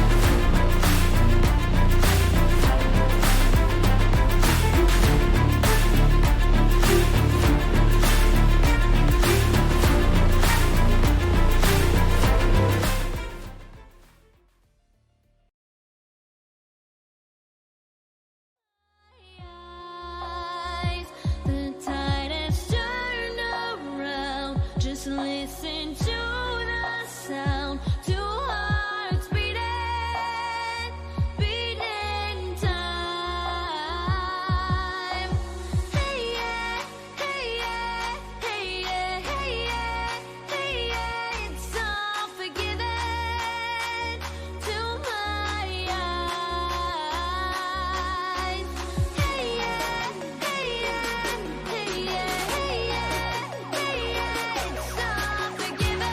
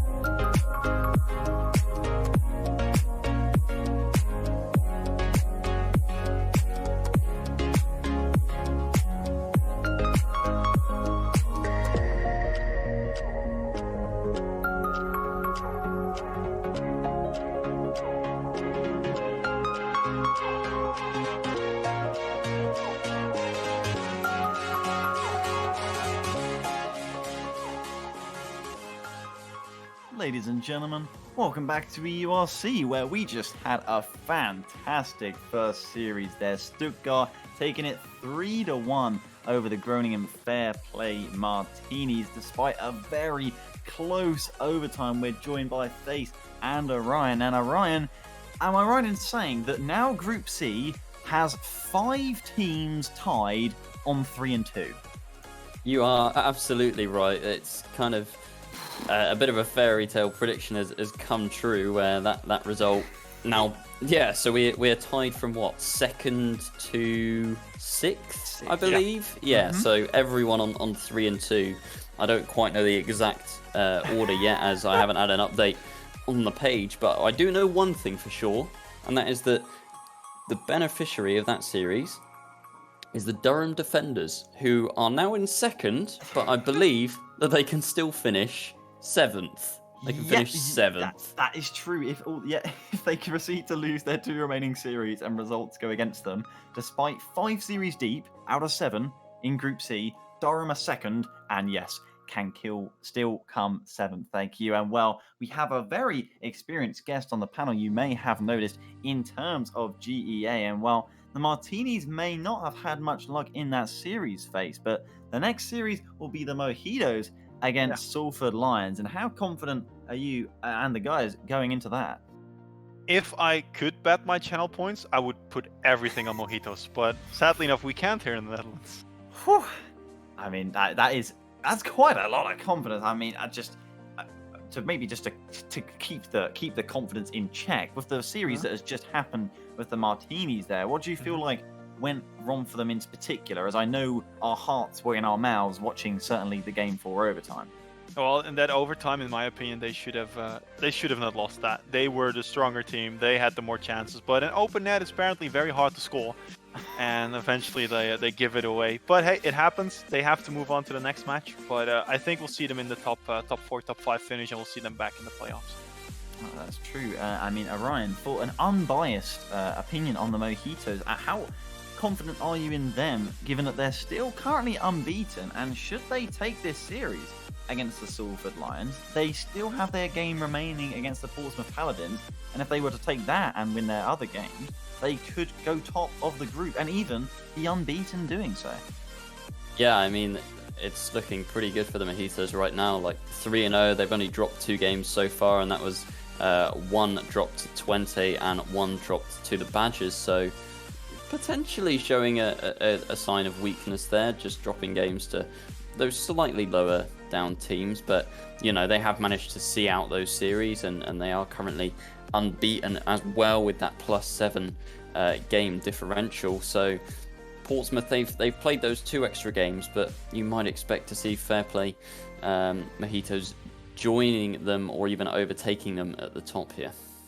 Yeah, and I mean, Face, in terms of the other teams in the group, of course, we know Basilisks, Birmingham Badgers, and Twente so close, fighting for just the remaining 2 spots as it would be in the group, although it may not shape out that way. I believe you were there seeing one of the series, you know, when the Mojitos played against the Badgers, right? And that was a 3-1 win, and in my opinion, a hugely important one for the Mojitos, with, of course, that 8-minute overtime in that second game. How did you think the Mojitos guys responded during that game and after it? I was terrified just watching and casting it. Well, after you won an 8-game overtime, you cannot lose the series. That's impossible, because if you do that, you've done everything for nothing. But the guys did figure out that they just need to be confident in themselves. They need to go a little bit faster, hit the ball, and disrespect your opponents a little bit, because most of the teams here in EURC are not the teams that have been together for the longest amount of time, so they're not that solid together. So if you try to beat them on individual skill, and you should be better, then I think that's a good line to go here. Yeah, that is fair. We've talked a lot about the Mojitos, Orion, but in terms of Salford, they are playing today with a sub, correct? Aaron in place of the usual. I'm actually having a quick brain fart here. It's Jiggy. That's Jiggy. Yeah, being it is subbed Jiggy. out. Yeah. Yeah. So alongside Camera and Art, and now Aaron. You know, you may think Salford using a sub, a little bit worried about them, but Aaron's a very capable player, right? But then again, he has got history with the Salford A team. Yeah, it's kind of a bit of a bipolar relationship, really. Like, he is a very good player. Like he still actively plays the game, and he is on. He was formerly on that roster. It was more just a case of players making decisions to leave to have a more fun experience with the game, which is fair enough. Sometimes players just don't work together, and that's how it is. But he's been called up here in place of Jiggy, who for many games actually has looked to be the strongest player on that Salford roster. On paper, you would probably say that it's Camo, but Jiggy definitely steps up. So it will be interesting to see how kind of weakened Salford are here. I still think that they'll give them a very good series, but yeah, definitely that substitute is going to give a bit of an edge to the Mojitos. Depends which AA Ron turns up, in my opinion. Exactly. It may not be as polished as usual right now, but we still know that the quality is there. And I don't think if they can get off to a strong start, then the Mojitos might have a difficult task on their hand. But using a sub, they are Salford currently in third of the group at 3-1. And with the players in the lobby, we can move on to predictions. And guys, face Orion, we are hoping that our predictions do actually get put properly on stream, as our producer does come from the University of Salford and may just make it look like we've all predicted Salford. So be very, very clear, and I will be clear that may not have worked last series with my curse of Stuttgart, and they may have ended up winning that series, but I will double down on the curse, and I will be predicting the GEA Fair Play Mojitos, mainly because I kind of think they're going to take this series, but also by predicting them, maybe they won't. And, well, Face, you said you'd put all your channel points on the Mojitos if you can. I take it that means you're going to predict Salford, Ren, right? No, of course not. Just one more thing. If their actual full roster would have played, I would have given them a game. They probably could take one, but when their sub is in and their best player subbed out, like, come on, it has to be 3-0. I mean, that's fair enough. To be fair, I think Salford might be sad if you say Camo isn't their best player, but I think it's fair to say that Jiggy has been definitely in form recently. And wow, you'd have given them a game of full roster? How kind. And well, Orion, which corner are you sitting on then in terms of the panel and this upcoming series? Well, I've got to fight the UK's corner, and so far the Mojitos, they've played 20, they've played the Badgers, and they've also played the White Majors, so they haven't actually played a team in the top of that table yet, in the top half. So I think Salford could maybe throw a spanner in the works, so I'm going to very carefully predict Salford to win this series. All right, well, that's a fair point you've made there. Salford did take, likewise, their series 3-1 over the Birmingham Badgers. So if we compare that, I'm expecting an incredibly close matchup. They swept Jyväskylä. They beat Berlin Basilisk in 5, although they do have a 3-1 loss on record at the hands of UK fellow team, the Portsmouth Paladins. But that's all we can really say about the series upcoming, because the players are nearly ready in the lobby. And of course, once again, it will be casted to you by Hytheria and RW Dragon. Hytheria are hoping I'll throw to you here, and you can stop some of the Mojitos propaganda that has been thrown about on this panel here. Mojito! You came to the wrong person, Tolaxo. I'm also Dutch, so you know which way I'm going to be opting. You completely chose the wrong person here. I'm not going to go against the propaganda. I'm not necessarily going to be enforcing it here, but FaZe does bring a very valid point that them not having their main roster is going to put a spanner in the works, of course. It's always going to be a negative influence, I'd say, since you have to adapt, you have to all of a sudden just switch about. And I don't know about you, Dragon, you might put a spanner in the works with the propaganda, but I'm continuing it and saying Mojitos will win. Honestly, I feel like if I try to join in with the propaganda, I'll end up derailing the entire Mojitos train. I mean, I feel like last series just proved that I'm the most infected caster on the entire planet. Anything that I say has an exact opposite reaction to it. So I feel like anyone I predict here, the exact opposite is going to happen. It's a weird way of getting 100% of my predictions correct, but you take it. But we're about to begin now. You know what? I'm going to hold back on the prediction so we can have a good, fair series. Come on, Salford, let's go! As we start on Utopia Coliseum. Oh, the most biased cast about to be inwards. No, we're going to keep it impartial as Camo rips this for sure. Something interesting to note as well, Aaron is currently on 60 ping, which isn't necessarily as this first goal goes in. It cut to the chase. Aaron is currently on a hotspot. At the moment, a little bit confused to start off with Salford. Maybe that was the ping not quite helping out Aaron start off with. Seems like the kickoff was all right though, going pretty much directly down the middle as Arten will take control of Salford. Elko back into the Salford half. Back at field, shot just off target, input. Clearing upfield, Elko can't find a redirect. That's loose on there. Aaron won't miss an open one. And we are tied up once again. Says they can't just take this for granted. Input sneaking up so incredibly close and then getting punished directly. Oh, they cannot do those kind of things. They cannot just take this for granted and just kind of assume that they've won since, well, it is still a proper team that Salford have put together here. And by no stretch of the imagination, it's just is it just an easy game for Mojitos? They can snap their fingers and they've got the victory here. They're going to have to work for it nonetheless. Elko with a double commit still puts it towards the backboard and nobody there for the third shot. Flux is way too far out. That will make sure that the defense is locked up tight and is not going to create an opportunity. Opportunity right there. Arten makes the save. It's looking like a battle here for sure.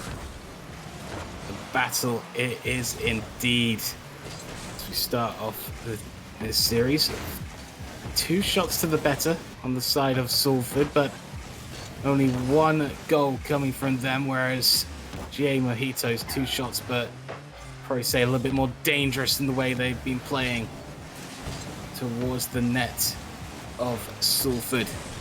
Far more vital saves coming in from Salford, needing to clear out the line, take control from the defense as Elko sends it out to the side, looking for a second touch, try and pinch it towards the center, can't do that. Arten back upfield, clear from Flux towards net. Aaron out towards the side, input should be the first one to touch that as he moves it back across the pitch. Elko towards the sidewall, Flux is up, so is Arten, both miss out and input has to push it forward. Double commit from GA Mojitos as Arten is up, the redirect comes through. Salford come in firing as they make it 2-1. Oh well, then all of a sudden you find yourselves 2-1 down. There's 3 minutes remain, no time to stress just yet, but it's not looking good. You're getting outplayed, and I did say that Mojitos are more a team that use their cohesion, use their team cohesion to their benefit, whereas their counterpart Martini are more looking for the solo plays. Currently it's working out for the Salford Lions though, as they put themselves up 3-1, already looking to prove face wrong in his prediction. I think Jiggy's enjoying some time off watching some excellent Rocket League on the slightly scuffed internet that he has at the moment, according to the team. But what a start from Salford in the series, coming out absolutely firing on all cylinders. Being a bit patient on defense, but it's worked out for the moment as Flux has a shot that'll go wide. Arten clearing out off the diagonal. That goes deep. Camo playing it high. Aaron trying to come through. That's a double commit from Salford as Elko can come flying forward. Has Flux in support. Going for the backboard. That pops out. Flux is there. Camo.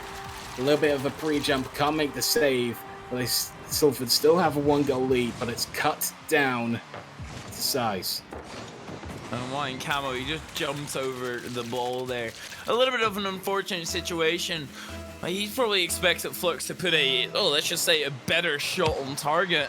Opting for the low shot, kind of catching the entire offense, or defense rather, off guard. Now Arten almost catching the defense off guard as well. Still in the opposing half. Camo getting beat by input. Still gets a touch on that. Arten. Oh my, it's actually Aaron going for the shove. Now Arten in final man of defense. That's 3 men in front of the goal for Mojitos. And indeed, they make it through. And that is a 3-all equalizer there. Arten up maybe a little bit too early. Maybe we just drop back down. Go back to the patient defense that Salford had been working with so far in the series, but a bit too late in that decision, and as soon as he went up high, that's when Mojitos made the most of the situation. Went straight past, tied game, 2 minutes to go. It's Elko looking for the backboard, finds it as input goes high. Camo Clearance out to the side. Flux, the shot saved by Artin as that was flying towards the top corner. Artin going up. Team controlling the edge. Will look for the bump. Doesn't find Elko. Zaran turns around, looking for the clearance straight back as he does. No block coming through until Elko on the diagonal. Into the center. Camo didn't expect that great touch from Mojitos to clear their lines as 1:25 to go in this game 1. 3 apiece still. And Salford battling to try and go ahead at the moment. They're fighting their absolute hardest. Well, they managed to do it earlier, scored two goals in quick succession, but now they concede one in very quick succession after me saying that. Elko breaking through, scoring the hat-trick for himself, taking the team on his back, does not want to lose out against Salford here. Probably Face came into that voice chat saying, look lads, I don't care what you're doing, I made my prediction, and you guys better live up to it, because me as coach, there are going to be consequences, and Mojitos, they are playing like there will be consequences if they lose. You would hate to face those consequences. All right, I'm done. It only took one for me to just think, yeah, I'm done. I'm over it now. Salford one behind. They'll continue to hunt for a goal. They need to be careful of the overcommits as 2 of their goals have led to it. Camo sticking around, rotating back. Off the sidewall, has no boost. Looking for a little bit of a 50 from Elko. That patient play from Elko works out to Artin. 50s it out to the side. Input taking control. Towards the backboard. Aaron blocks it out off the sidewall. Elko's there, moving it back towards the backboard of Salford. Artin taking control. To Flux. Into the center. Elko's there off the crossbar as Salford come through with a save. Last few seconds though as Salford need to find an equalizer. Can it come from Camo? No, it can't for the moment. Aaron off the backboard. It's still there. Flux makes the heroic save. And Salford, with 0 seconds on the clock, could be going down in the first game. It very much could be, but Artin, the ball still stays up, and not for very long though. It just gets hit down. The hit from Artin was too weak, and they could have just forced it down, and indeed that's exactly what Mojitos did. They know that Salford aren't an easy opponent, just want to get it over and done with. Do not want to play with their opponents whatsoever, since you always want to put them down as early as possible. You don't want to give them any way into the series once again. And Salford, they took a little bit of a rough loss there. They obviously had 2 goals in a row. We're up 2 goals in that regard, obviously. But then they just kind of lost control of the entirety of the series. Mojitos really able to make that comeback, put a lot of pressure on. And it's not because of the shots. 7 shots from Mojitos, 13 for Salford. Mojitos being so much more clinical. I think part of the issue ended up being Salford maybe getting a little bit too desperate to keep expanding their lead, whereas thinking, all right, we know we can create chances. We don't have to go for this one. We don't have to press for this one, despite it looking great. We see they're all back and ready to counter. Let's just hold off a little bit. I think there needs to be a little bit of control in the way that Salford attack going forward, but Mojitos, excellent counters. Really were excellent counters. They were right on it. They saw Salford pressing a little bit too high, and they went straight onto the front foot, which with a counter, you really need to do that before the other team realizes and tries to rotate quickly and get into position. But they were completely denied. And fair play take the first game. Salford trying to open up the second one with a little bit more positivity, with a few goals to their name, but at the moment it won't come off with that play as Mojitos can move forward and upfield and can't find a goal for themselves off their first opportunity. And it's already a little bit of ping pong, a little bit of back and forth, the standard play of Rocket League, just trying to figure everyone out. And Artin, he got a flipper set, use it to gain his high, or to retain his high, I should say. Oh, Elko.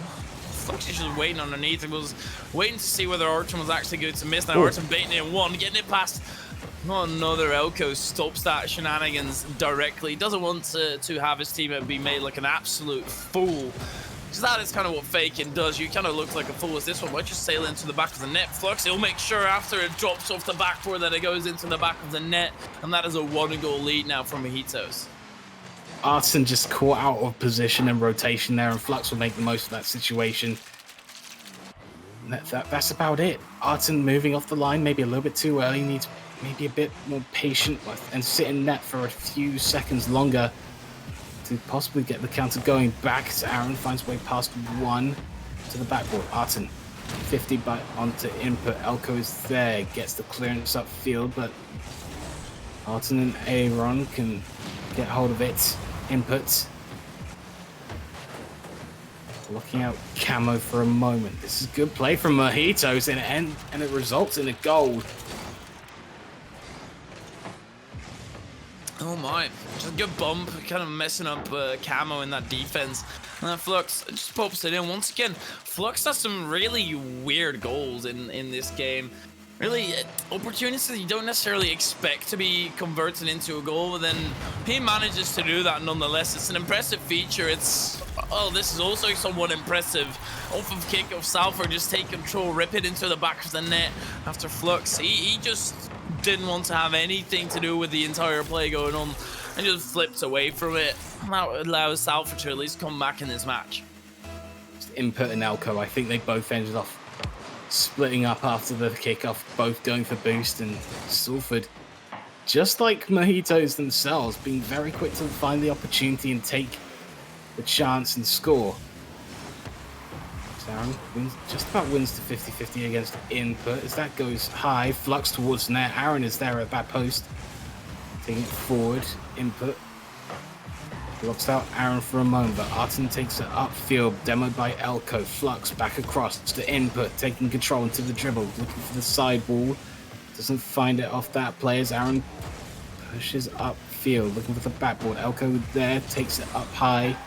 Dribbles it to the sidewall. Camo's there, dropping it down onto the backboard, onto the ceiling, dropping down again. Aaron off the backboard, no closer to the net. That's just hitting it on the same mark until Camo comes along and tries to find a shot, find the angle. Doesn't come through. Salford having good opportunities to score there, but not really challenging the net. Just, like I said, constantly hitting the same mark on the backboard. Yeah, it's just trying to put on a little bit of pressure, but if you keep on hitting in the same spot, well, obviously you're not going to get any closer. You'll be repeating history the entire time. At some point, you have to break out of that cycle. Flux with a decent clear out. No follow-up coming in from him whatsoever, but it almost finds its way in. And that's the second time now that Flux got incredibly close to a goal out of absolutely nowhere. The man just, he almost gets goals gifted to him, I want to say. I don't know what is going on. As soon as he shoots, that just brings too much fear in towards the entirety of Salford, and they just let it go through because they know otherwise they'll put it through anyway. Let's just roll with that as Flux. Elko passes it in towards the center, takes it off his car, and there will be no follow-up. It was a little bit too much of an intricate passing play.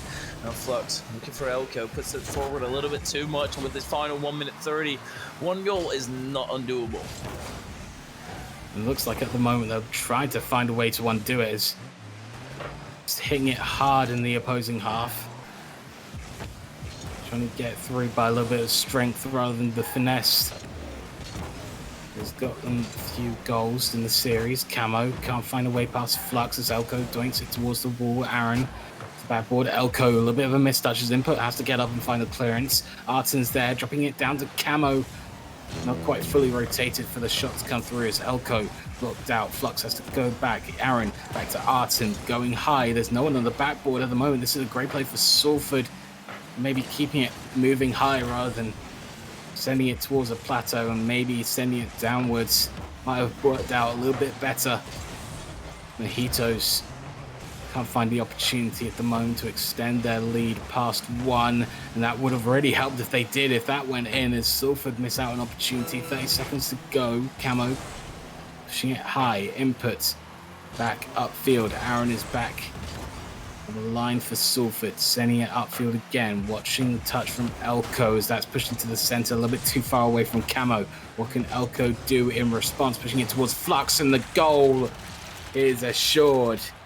Great shooting from Flux as they surely take game two. And even though they're, well, on the verge of putting themselves on match point, it's not necessarily a 2-0 series here. It's a lot of back and forth, a lot of trying to figure each other out. I don't really know. FaZe might be correct here in this sweep, obviously, since it will be on that point where it could just happen. It's not necessarily as if it's a sweep that you'd say, yeah, you know what, this is very much a sweep as he didn't get it. Elko, such a bad player. Oh my god, so bad. Couldn't even score. Now, obviously, well, it didn't really matter whether it was going to score. That would have been nice on his stat record, getting a little 1 on his board. But actually, this is perfect. This is perfect for Elko that he did not score it, but he did get a shot, since it puts his scoreboard at 0, 1, 2, 3. OCD-wise, that's exactly what Elko was aiming for, and massive props to him for getting it. It's very nice to see. It's just a shame he doesn't have 45 ping. That would really just top it off for me. Just 0, 1, 2, 3, 4, 5 with the ping added on.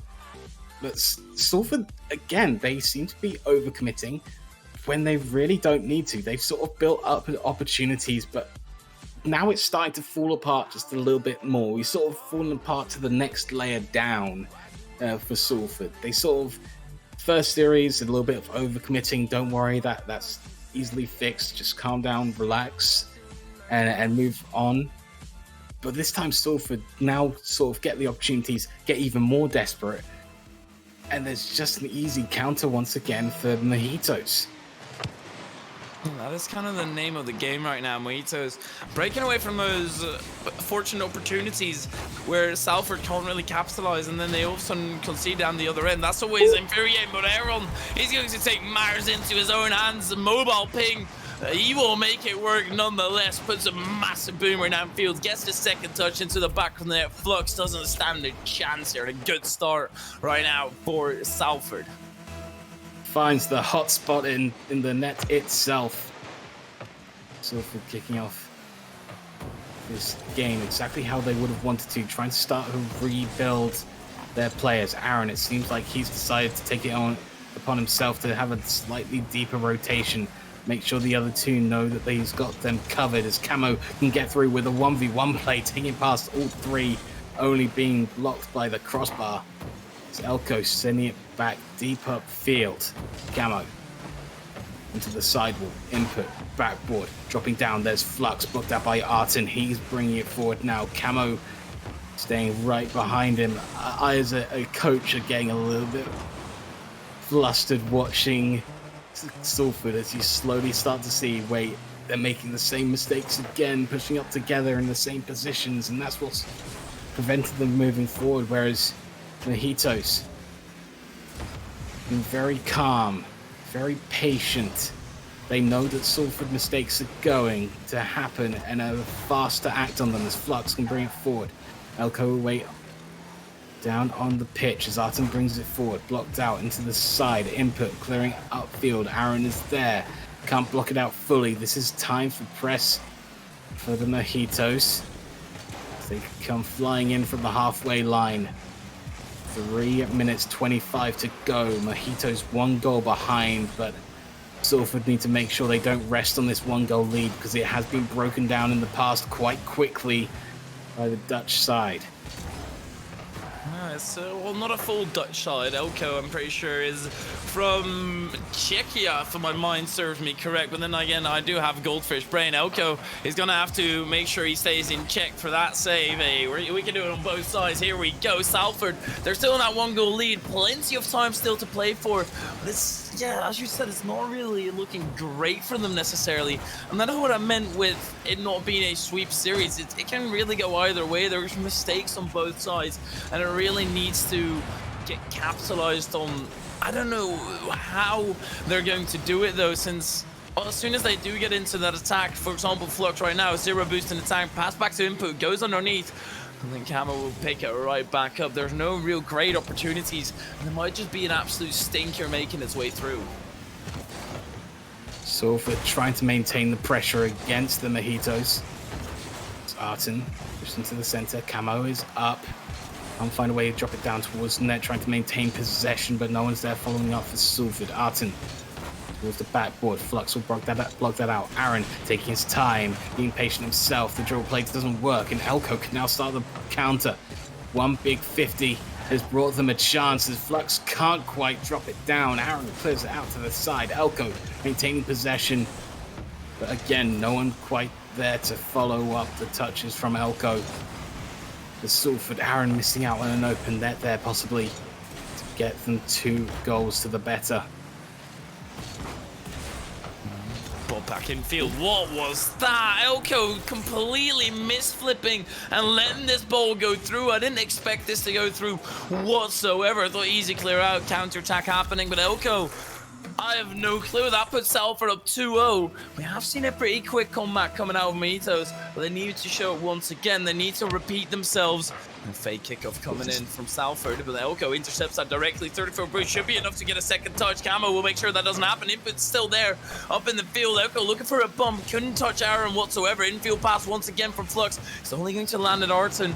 This valuable time just getting wasted off the clock. Elko gets the save, gets demoed for his efforts. And Aaron once again putting it back in towards that opposing half. Input past Camo. It's a little bit of back and forth. That is definitely going to favor Salford here. They have that 2-goal lead. Elko gets a touch. He goes the wrong way with it. He kind of clears it out. And heading into this final minute, I don't really see this comeback happening. They need to really put on the boosters and show that they're what they're made of. Right now is this could be a great opportunity. Flux with a decent 50. There's nobody there to take the second shot. And at some point, probably at the 30-second mark, they just have to go balls to the wall and try to double tap them. Well, Salford have been good enough. They've played well enough to shut out the opportunities of GEA Martinis so far as they continue to look for another one. Aaron can't find the flip reset going under 1.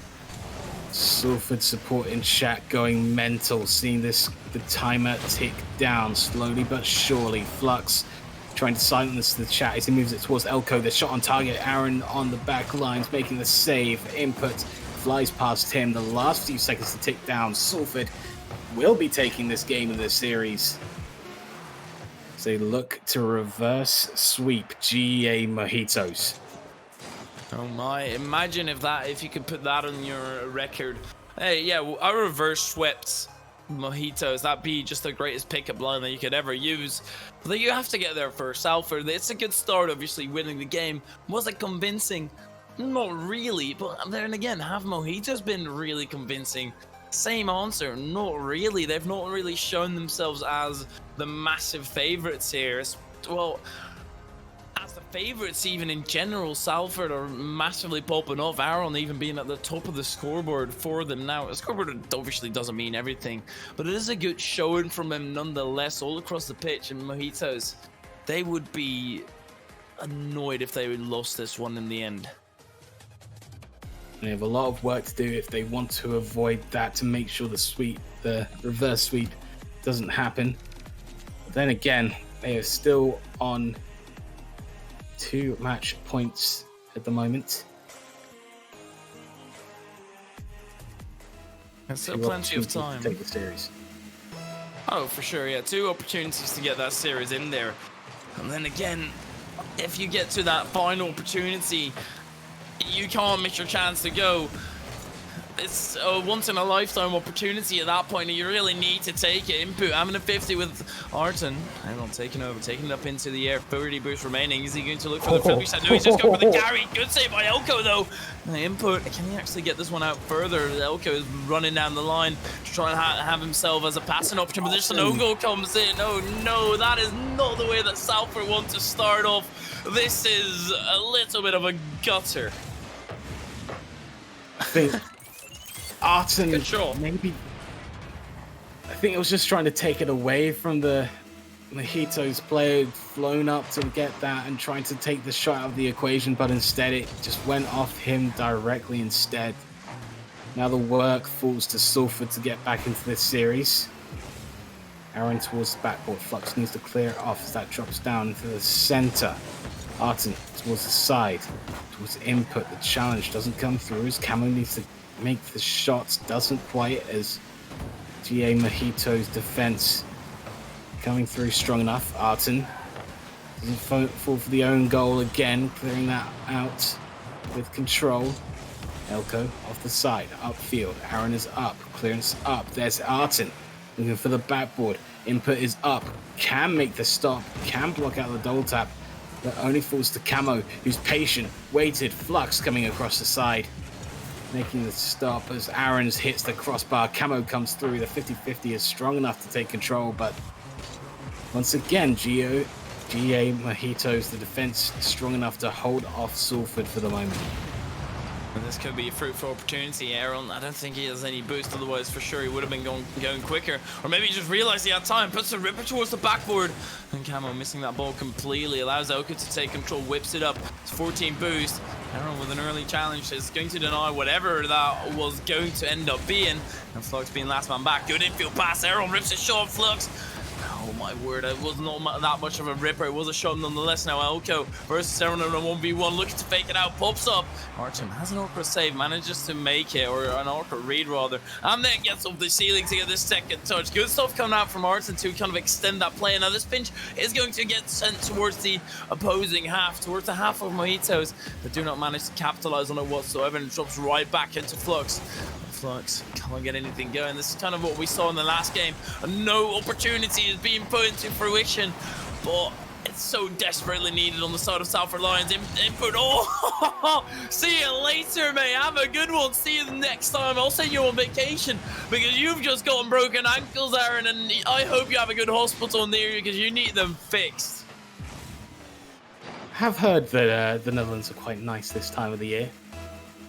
Aaron might as well be flying off there to try and spy on what GA are doing. Moment 2 goals to the better GA Mojitos. Input. Try and send it back as Camo bringing it forward. Trying to get it back under control again as he wins the 50-50 as that flies across the net. Arten leaves it for Aaron. He's taking it towards the backboard. Flip doesn't come through, but Camo has control again onto the backboard. Flux is there for the control, finds the clearance just before Arten can make the challenge. Flux once again trying to fake out Aaron, but he doesn't fall for the fakes twice. As of yet, at least. Might have to hold fire again in a moment. Aaron waiting patiently. Flux finds a way past Camo. Trying to find control again onto the backboard. Elko doesn't manage to find the clean touch he would have wanted. Once again, Salford find themselves pressuring for their moment, for their goal. Get within one of the Mojitos in this game. Elko towards the backboard, dropping out. Artem will send it towards the side. Flux into the middle again. Input is there. The pre-flip doesn't come through fast enough. And Salford, they're just about holding on as they look to score their opener of this game, but it just isn't coming through. Mojitos are clutching up as we tick down the last minutes. There is still a 2-goal mountain to climb. Honestly, I feel if Aaron gets faked another time that leads to a goal, I'd just fake my internet dropping there completely, and Camo, he's not going to fake out whatsoever. Puts that connecting goal on. 13 seconds after that initial minute, or after that final minute, catches the entirety of the defense off guard, make them scramble, and now this is an opportunity for Salford to continue this momentum. They have something on the board now. Can they actually continue it against Mojitos? They need it, obviously, to be close to that reverse sweep. Now, Camo has an opportunity. It's not good enough of a shot. Aaron goes straight back in towards the center. Input having no boost, can only pop it up. Aaron gets beat out by Oko. That's a decent clear out. Valuable seconds of the clock, but these final 30 seconds are going to be clinchers. I feel like Camo had more time than he realized there to push upfield and try and find the net himself. It's 20 seconds to go. Arten waiting for the moment to clear out to the side. Challenge towards the backboard. Aaron is there. Doesn't quite get the read. Elko challenged himself. Camo to the bottom right corner. And with the last few seconds, Salford have found the way back. Oh my. Just perfectly slotting it in through those two defenders. Salford have equalized the score. We've seen this in the initial series as well in the first game. It was 12 seconds at that point, but can it really last for long? Elko doesn't have enough boost to power himself through towards that ball. This defense needs to hold strong for one more time, and Errol, he's looking to right his wrongs. Can't manage to do so. And it's overtime in game number 4, obviously. Mojitos, they're 1 goal away from winning this series. Salford, they are 1 goal away to being closer for that reverse sweep. It wouldn't be complete just yet, Input and Flux, double committing on that clear out. It's not going to help their case whatsoever. Arbiton with a pop in towards the center. Elko obviously going to be hitting that up directly. Arn taking over, pops towards the backboard. Input. Wayne just wanting the ball to be hit towards him. And that's exactly what he does and clears it out afterwards as well. Kind of like his turn to try and fake out the team as Input comes in with the challenge. My goodness, Salford have been fighting for the last minute. Be absolutely heart-wrenching if it closed out now. Hello, Caster's Curse. Thank you for rearing your head again. As GA Mojitos, they find a way after the almost comeback from Salford to close out the series.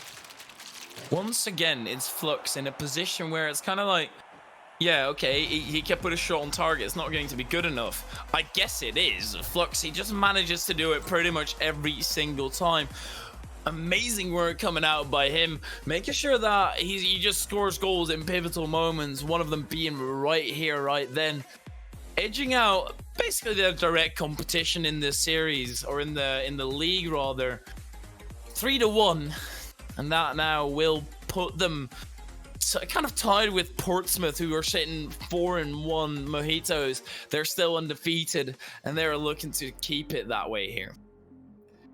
Well, I'm sure that Keyser on production is giving me a few dirty looks after Caster cursing them in the last few moments of that, but that'll close out this series. GA Mojitos taking it 3-1 against Salford.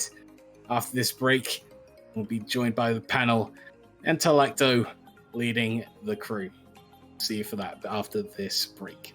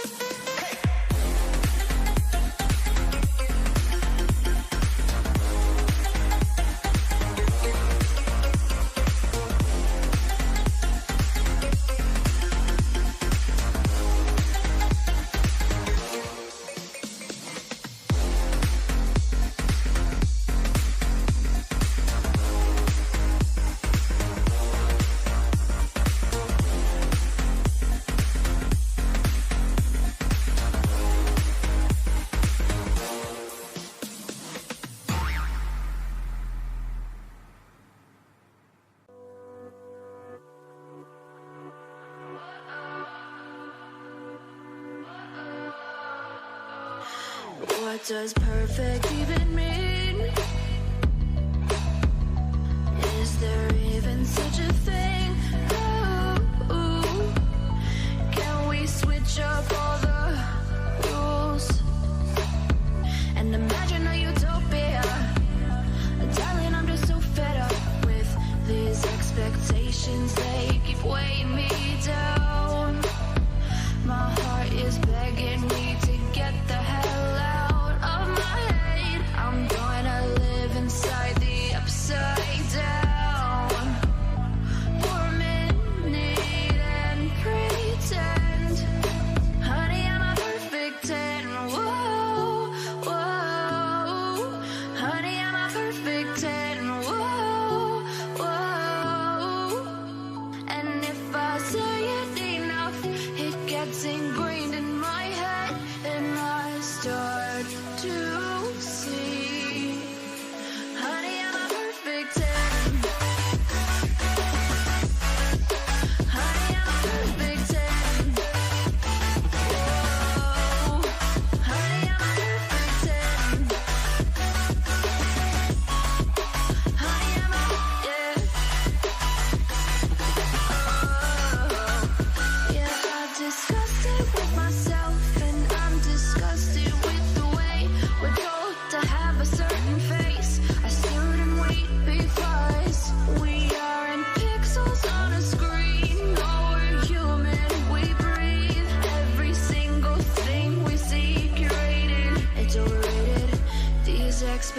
Expectations, they keep weighing me down. My heart is begging me to get the hell out of my head. I'm gonna live inside the upside down for a minute and pretend, honey, I'm a perfect 10. Whoa, honey, I'm a perfect 10. Whoa, and if I say it enough, it gets ingrained in my head, and I start to think, honey, I'm a perfect 10. Honey, I'm a perfect 10. Whoa, honey, I'm a perfect 10.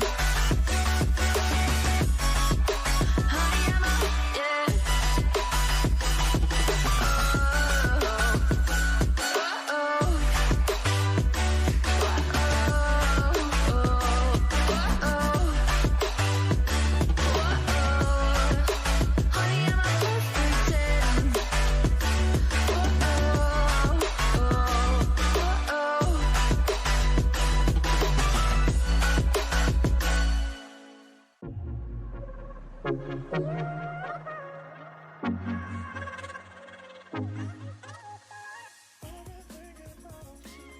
Ladies and gentlemen, welcome back to EURC, and by the way, we may have a certain interview here following that series between the GEA Fairplay Mojitos and Salford Lions. We are joined here by Flux in the studio. He broke in a window and let himself in, so we had to give him an interview, and would you say that was comfortable, Flux? And I know game 1 was certainly close, and that game 4 was even closer, right? It was definitely not comfortable, I'd say. I myself had sweaty palms throughout game, what was it, 2 and 4, but I'm happy we managed to pull it off, and yeah, go from there. Okay. I'm not going to assault you anymore. Nulek, is there any questions you'd like to ask Flux? As I'm saving my question for him until last. Yeah, of course. I think it's kind of in a similar vein. You know, we've seen plenty of reverse sweeps on stream. That was on its way to becoming one. You and Martini both going to game 4 overtime with the other team starting to come back. And I guess the question, like, how much do you start to think about that in series? Or do you try and avoid just even, like, the words reverse sweep don't come into your head? You do think about it, but I myself try to put it out of my head and try to not think about it too much at all. Like, I don't think it's healthy for your gameplay if you can think about those things. You just have to go game to game and just do your best every single game. Makes sense. Hey, Flux, great job, man. Like bringing the pride back home to Groningen like it should be. Thank you. These guys feel a little bit short-sighted because we all know you're going to qualify for playoffs, right? Like, come on. So, how far do you guys think you can go? I mean, we're going to win it all, right? Take it home. Bold statement. I still have nightmares from Berlin last year, so I don't know if you can take them. It's interesting you say that, though. Of course, Flux, you still remain unbeaten in Group D so far, though. You're joined by another team currently on 4 wins, and it's the Portsmouth Paladins, of course. You'll be facing them this coming week, and it's hard to say that isn't going to be the series to decide the top of the group. And you're nervous going into that game? Are you excited, or something in between? I'm actually excited to play them. I mean, they're obviously a good team. I know some of the players, and I know that they are very good players, but I know that we are also very good players, and as a team, I think we can take them, and we'd love to try next week. All right. Well, I certainly look forward to that series as well. If there's any shout-outs you'd like to give, any more high fives with Faces, myself and Face did predict you to win that series. I was kind of hoping Thank it you would very curse you, but, you know, unfortunately, you ended up winning anyway, so rip Salford, although I think they'd be okay in the group regardless. Anything else you'd like to say? The floor is yours, and you can just flex your muscles metaphorically, as currently you're just a telephone icon. But yeah, there you are, Flux. Your chance to say anything you want, or even just hi to Mum. I'd like to give a big shout out to the team. It's not just a one-person show. I think we all showed up today, and it's very important. Yeah. Well, that's great to see. Thank you, Flux, for joining us, and thank you for the panel for our questions as we will move on to talking about our next match up on stream. And a great match up indeed it is, right, Newelec? Coming out of Group B, we've got PXL going up against Essex, and we talked about PXL at the start of the broadcast, right? It's kind of still in their hands, but I know I personally are a little bit nervous about them still. I definitely am nervous about PXL, who we're going to be very careful not to call Pixel, because we did boot Orion for face after he accidentally called him Pixel earlier. That's the reason no one's seeing him on stream anymore. No, you're right. They've had a rough start to the group. They're 1-2. I think the one upside for PXL is that, their 2 losses have come to 2 of the top teams in the group. They've already, they've lost to who is, I think, Erasmus and Dusseldorf. Yeah. Is that the right group? Yeah. Which is fair enough, I mean, those are 2 very good teams, and so as you say, their fate is still in their hands. If they can show up, they still have the chance to beat all the teams around them and look for that qualification spot.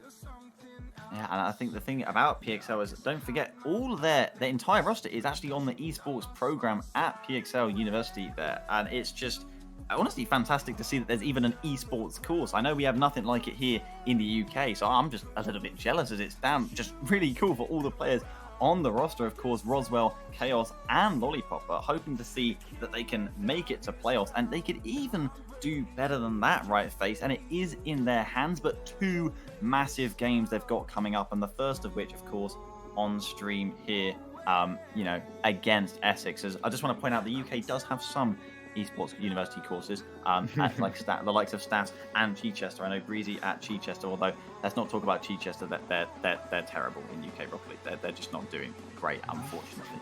In fact, let's just not talk about UK Rocket League aside from Essex, because, well, they're pretty bipolar in terms of game fires. But I just wanted to talk about PXL for a moment, really, because of the fact they've got to play Essex and Beckett back-to-back, Face, and if they win both them games, it looks fantastic, but if they were to, say, lose both, it'd be a bit of a tragedy, right? Yeah, to go back to the PXL roster, it says C's, but it's Chaos who's playing.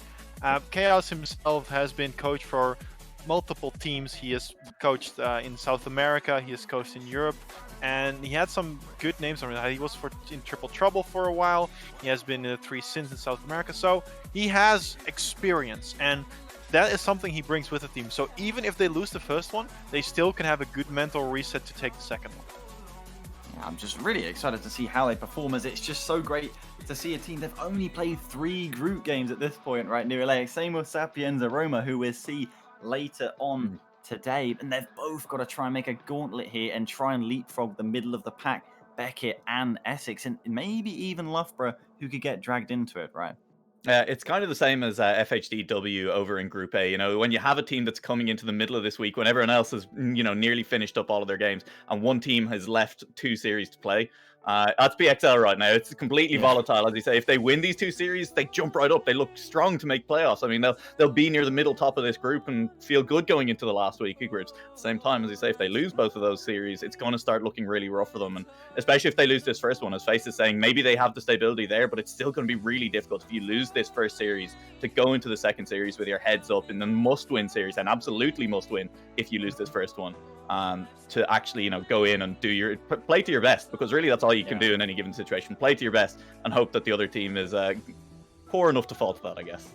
Indeed, as well. Essex certainly not a consistent team, as I can see all the players in the lobby nearly ready to go. So move on to our predictions, we shall. And I am still on the fence in my head. Essex, on paper, to me, still the stronger team. Switch, Lexno and George Burke. I want to back the UK team, but at the end of the day, PXL took Rotterdam to Game 5. They took a game off Dusseldorf. Sure, their only win so far confirmed has been against the Royal Claw Bankers, but I feel like maybe I need to predict PXL here. In fact, I think I actually will. And, Essex, no strangers to throwing series from winning positions. I hope that they prove me wrong in terms of my UK bias, but I will predict PXL. And, well, Face, where are your thoughts sitting on this one?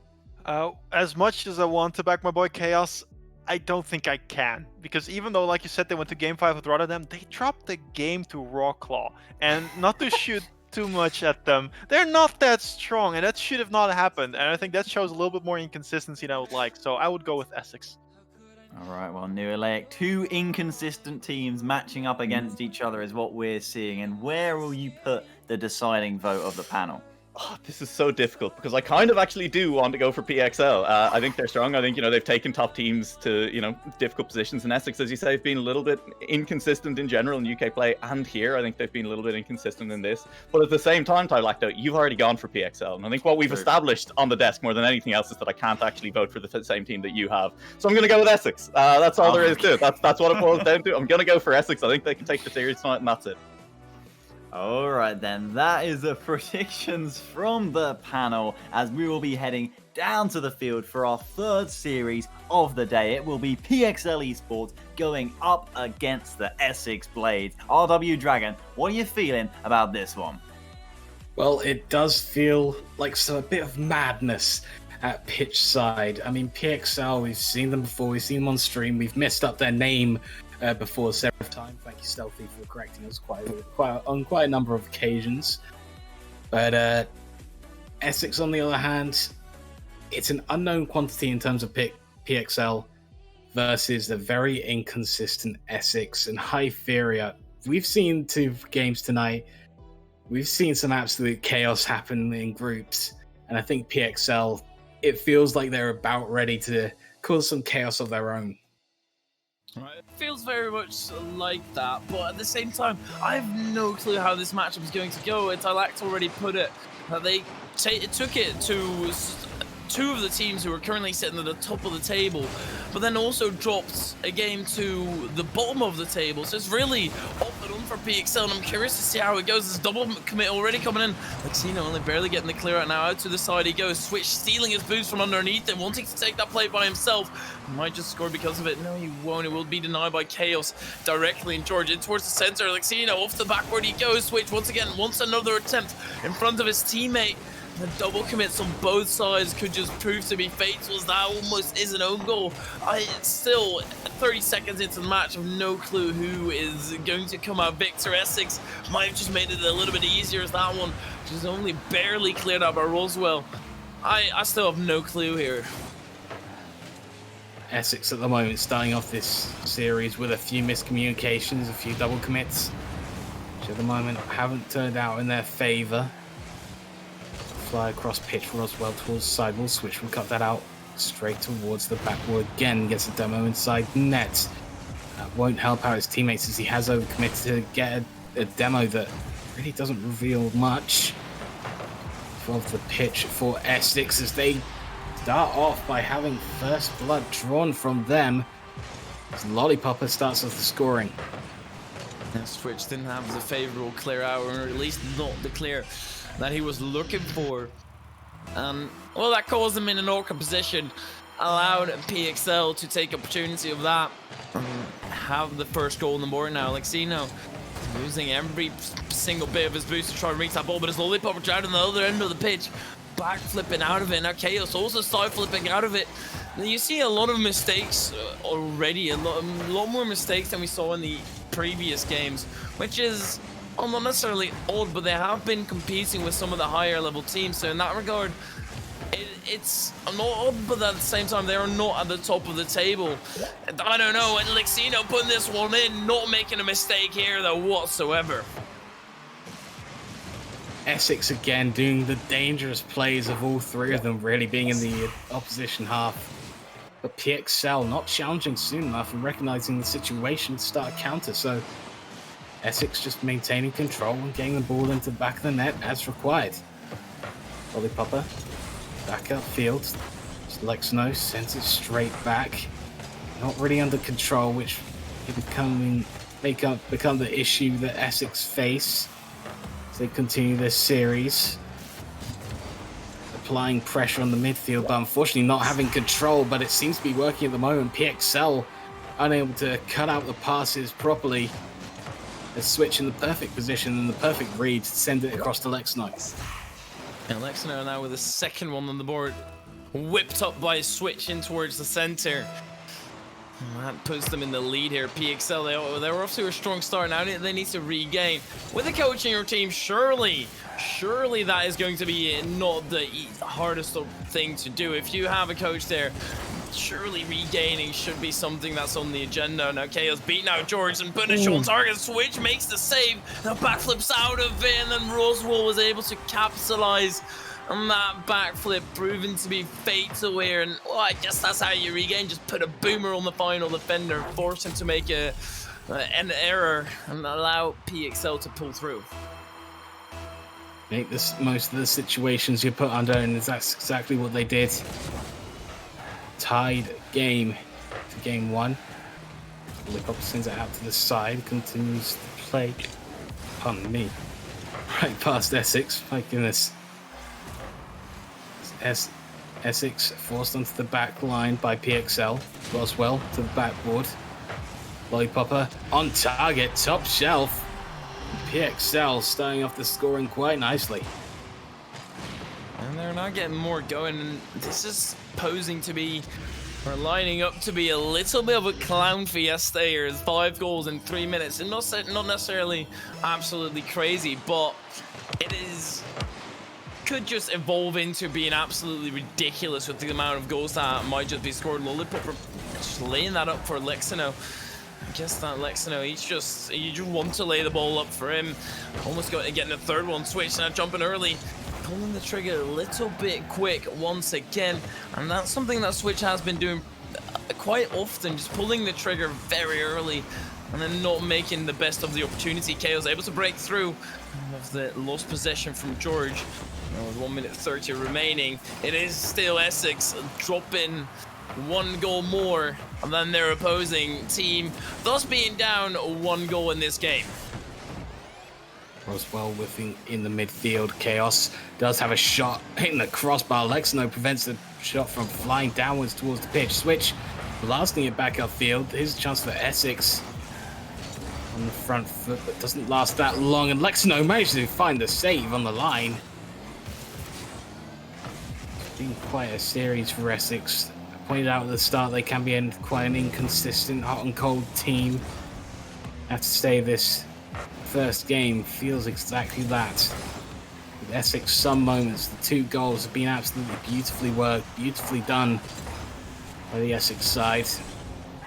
Whereas on the defence, it's been a little bit colder, a little bit weaker from the team. George Burke sending it high, bouncing off the sidewall towards the backboard. Roswell will make the read, switch across pitch. There's Lexino towards the backboard, doesn't have the control to make the second shot. A demo coming through from Switch. George Burke places it under the oncoming defender, and that ties up the game. Perfect whip up here. Good demo soaring in there from Switch, getting the final defender out. And this all started at Chaos going for an incredibly aggressive boost grab in the midfield, completely putting a lot of trust into Lollipopper and Roswell.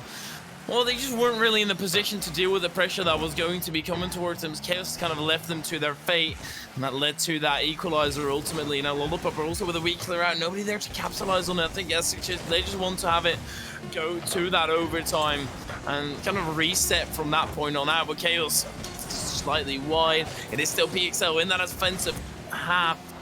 George should be able to clear it out, and indeed is. Might just end it with a shot. Lollipopper gets an easy save. It's not that much of a boomer. Switch still in towards the center. George up for it. Can he center this one to his teammate? Lexino is up for it. Gonna get his third of the... Oh my word, almost coming. Lollipopper clears it out. Won't be able to go down the other end. George is able to keep the ball up for now. This should still drop. Going. No, it's not. Finally, it's dropped, and overtime it is. Thought for a moment, slowly going towards the PXL net, that Essex were going to find a way to make their presence known in this series just a little bit more. It's Lexino try and bring it forward. Switch will get in the way, keep it going. Demos Chaos out the way. Lexino, it's so easy. Switch coming through. Just bashes Chaos out of the way. Oh my. Switch, what a nuisance he is. An absolute nuisance. Also, creating another goal in that final 30 seconds or so with demoing one of the final defenders. And now also with a bump, he's going to be happy about himself. PXL, they're not going to be happy with Switch whatsoever. Conceding a demo goal, you always feel so helpless. Sometimes you even know it's coming, and then you just have to accept your fate. Essex somehow managed to pull through in quite a stellar fashion, to be fair. A 2-3 scoreline for them with, well, 20 seconds remaining. Managed to get it to overtime, hold on to an attack, and now they have got that first game on the board. Good performance by Essex. And Switch was at the heart of pretty much every single play there, including the demo, including, well, 3 assists out of the 4 goals, with Lex Snow also notching 1 up for himself. It was pretty much at the heart of every single play, either getting it out of the opposite end, bringing it upfield, or being the reason that you pretty much get past the last defender. Maybe that's the tactic for PXL. Shut down Switch, and you shut down the source of any attacks, any shots, any passes. Maybe that is the way through. If Switch can actually get those things going properly, at times Switch is very much a make it or break it player. He either does absolutely stellar, or he just overcommits a little bit too much, putting his entire team in an awkward position. But that previous game, it obviously worked out for them. Now Chaos out to the side. Can he resume control of this ball? It's a little bit of an awkward bounce, not the one he was looking for. Beat out Switch though, and that's going to sail on target. George forced to make the save.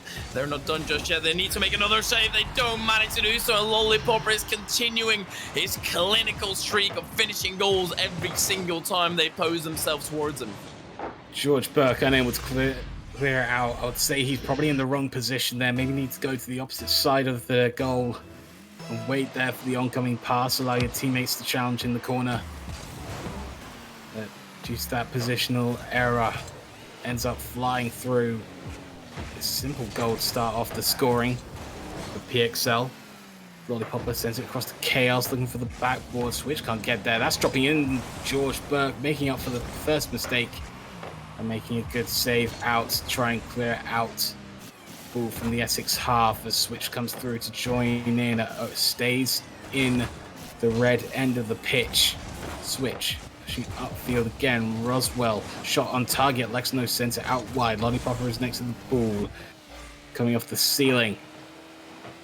Cleared out again by Essex, but they are trapped on the back foot. This is constant pressure coming up from PXL. Half rotations and strong hits back into the opposing half has kept Essex on their back line. Can they manage to escape with Switch here? As flick goes awry and Lollipopper will send it back, but Lexno off the backboard towards the net of PXL. Essex's play not coming off, and the score line remains 1-0. It does remain 1-0 for now, but oh my word, Lollipopper almost getting into the back of the net. Essex, they're creating opportunities like such, and then Switch and missing the ball completely. Putting that to the backboard is already, or even touch of that in general, is going to be such a massive difference in, well, staying on attack and having to go back on defense to try and prevent the counter. And George pops it in towards the corner. Switch should be there for the shot. It's just, well, exactly what I was trying to say earlier. It's just not good enough right now. They're not getting proper hits on the ball whatsoever. And Lollipopper onto the side he goes. Lexino not first responder to that ball. George pops that one up. Switch can get there actually in time. No, Chaos clears it out. Well, Chaos is going in the side of PXL. Pun slightly intended. George Bird rips a shot. Chaos makes a good save though. Cleared it out off of the post. Now looking to go down the other end of the pitch. Nice boost pickoff. 1v1 situation, takes it around the outside, a long way around. Smart play by Chaos because he didn't see any way to go through, and fair enough, that's obviously the side that was going to be kept on save, the goal side. Now Switch, can he actually force it through? Oh my word, Essex, they're hunting for this goal, and I wouldn't be surprised if it happens somewhere in the next minute. They'll still remain fighting, but at the moment, one goal for PXL is still holding on to their fragile lead. Roswell comes forward. That's an open net. Switch has all the time in the world, and a great attack from PXL has just gone awry and completely to the opposite end of the pitch. Oh, That's one way to equalize, sure. That happens as well. A good 50 happening. And then if you have so much time, why not take it? Smart play by Switch there as well to actually take his time. Sometimes you want to just pull the trigger instantly and just have it go into back of net very quick, monkey brain kind of style. And this time, Switch used all his brain folds properly. And I'm looking for Demo. Roswell missed the demo, but still put him in an awkward position. Chaos gets it past. I think it was Lexino, and indeed it was, since Switch and George are just sitting back in defense. George whiffing this ball completely. Lollipop, can he get another one on the board for him? He might have actually been the goal scorer for every single goal thus far. I'm not 100% on that. I do not have enough brain falls. Lollipop needs to make the clear here, though. The Switch out to the side, heading into the final minute. Essex looks poised to actually take a lead here. Still a tight game, though, as we head into the last minute. Roswell and Lollipop are set up. Almost set up to try and find the lead, but now it's on the Essex possession. Lollipopper clearance back upfield, back to PXL. Chaos to the diagonal. George Burke making the block. Roswell back upfield. Lex now has to get attached onto the ball. Clearance back upfield. Lollipopper getting the catch to bring it forward, out to the side, onto the ceiling. Fortunate bounce on the ceiling means that it just falls for Essex for a moment, but PXL turning up the aggression, turning up the demos, trying to maintain possession. Chaos to the side, Switch makes a good challenge. That'll drop out into the center as Chaos puts it across. Lexno taking control out to the side. George Burke, the shot was there, but the angle was not. The last few seconds to tick down. We ended last game with overtime, and with Essex almost finding a goal in the closing seconds, but they don't make it close this time. George Burke puts it in, makes it certain. Essex 2-0 in the series.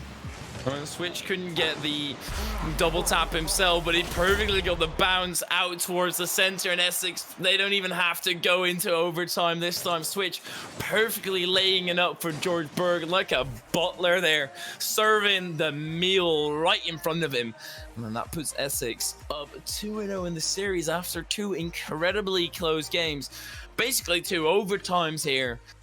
That is going to kind of make PXL probably sink in their boots a little bit. It's kind of annoyance coming out, because if you have 2 incredibly close games where 1 goal literally make the difference at the final second, and you cannot force it through, even though you have a similar amount of shots, you're not going to be happy whatsoever. So PXL, they need to massively regain.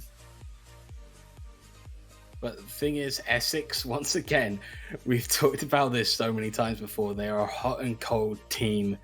These close matches, maybe it's balancing things out. Maybe they're sort of not running away with games, so they're sort of thinking, oh yeah, they're really hot, they're really good, they're gonna just take the series by storm, and then suddenly they drop off. Maybe they're conserving their energy a little bit for this hopeful sweep, or at least to take it from there. PXL, they've been looking great in moments. They've been having a great time on the other end of the pitch. But it feels like they might be taking it a little bit too far in Essex's half before they look for that final pass that will open up the net for them. Just one too many touches coming through from PXL. It could be costing them goals, but at the moment it's only Essex's outplays that cost them goals. As 6 seconds in, Lexino and Switch link up to take the lead. I thought Switch for a second had pulled the trigger a little bit too early, that he jumps, even though he had a bunch of time. Lexino creating a lot of space, but he converts it, and after already probably not feeling great because of that loss, dropping the first goal here is not going to help that whatsoever. Switch this time not opting for the boot or for the bumps or the Badumskis, probably because there were 2 players back. Didn't really have the faith to rip himself through 2 players. It's a great infield pass. Lexino can't get the shot, but I very much like what's going on the side of Essex. It's a playstyle that I absolutely love seeing combining, but also a switch up of solo plays, and if they can kind of put that more into fruition, they can definitely compete with the top level here. They just have to actually get there first, and that's what he said. There it is. They're hot, they're cold, they're up, they're down, they're yes, they're no, they're in, they're out, but this time they're all the ones that are positive as they're up 2-0. Kind of hope that Twitch chat gets hold of that little reference, the few references you shoved in there. Oh goodness, but I think they finally sort of decided, all right, we sort of split up the hot and cold in between 2 games and sort of decided to mix them together, and suddenly we sort of got some sort of consistency of just sort of going up and down each minute. And here we are, Switch. Oh, Switch making the save on the line. I think George Berg to help out a little bit. So he got the credit. That'll be here it goes doing the stats, but my goodness. Essex just going back to a moment of, all right, yeah, we can chill, we can relax. Everyone switch to cold mode. Switch coming through with a few whiffs. I feel like they do have a switch, but they're now in control of the switch. They're sort of heating up, then they sort of go, oh, it's a bit hot in here. And they just turn it off the switch again. I think Lexno's trying to turn it back on again, so is George, as it ends up falling in front of that. Lollipopper clears it from the side. George Burke again looking for switch. That almost drops down to George. Goes back towards net. Lexno saved by Roswell. Heroics from the PXL defender. And we'll have to reset for Essex. So they need to escape their own half again. They are flipping the switch, flip right here. 3 minutes remaining. That's always the positive thing if you go to have an early deficit. You still have plenty of time to try and make that comeback. Obviously, it could still very much extend as well, that you're just down more and more and more. But they've kind of managed to stabilize, and now it's that downhill curve turning into a little bit of a moment of stabilizing. And then now they need to turn it into an upwards curve, as Chaos might just do that right here, and indeed he will. Halftime, and that is the connecting goal. It doesn't matter that they were getting dominated for a little bit. PXL snapped themselves back in the match. I think Chaos just grabbing his teammates and slapping them in the face, just like, come on guys, we're better than this. Steve flies through to make the most of the situation. 2 minutes 32 to go. Essex still holding on to the lead. Only Lexno back for the moment. George Burke rotates in, going up for the challenge. Wins it out as Chaos stays grounded. Another clearance back upfield. Switch. Takes it past one. So that'll drop down again. Can't find a way to pass it forward to his teammates as Lexno will take control on the back lines. Pinch. Past one. Switch comes across. Pushes it towards the center. Chaos out to the side again. George Burke rotating back.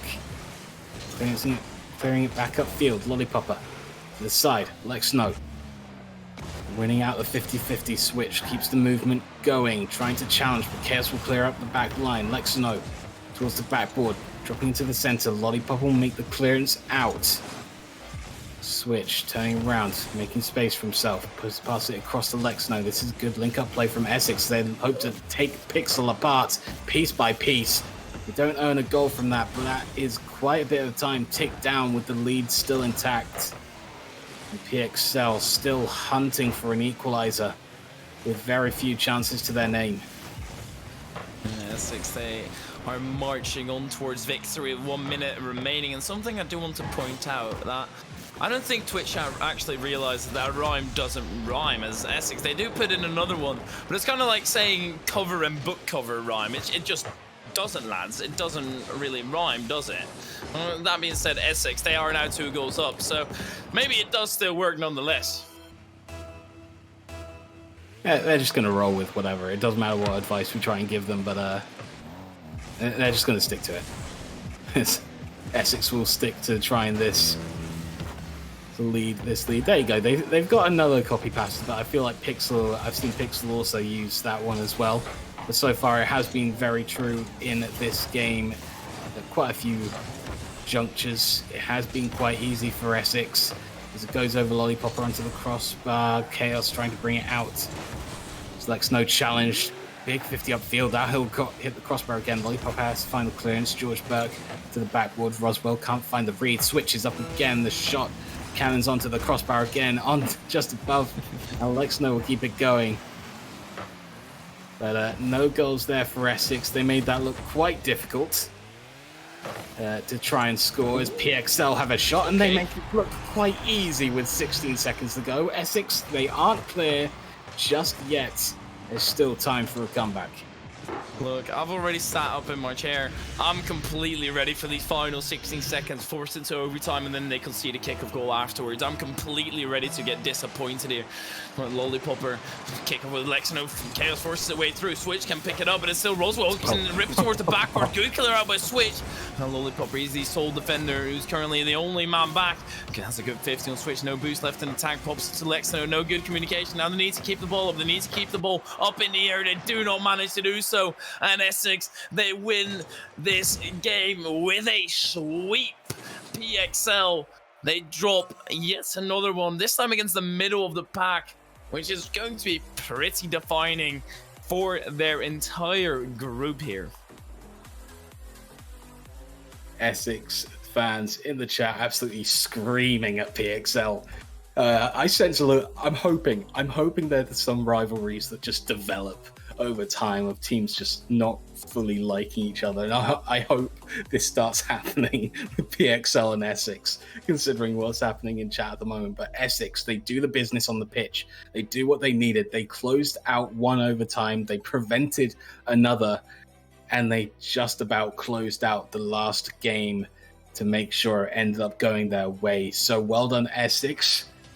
And PXL, they'll come back again. They have shown that they are a good team. They can show they've put up a fight against very tough opposition. And I'm sure they'll come back stronger next week for their last two games.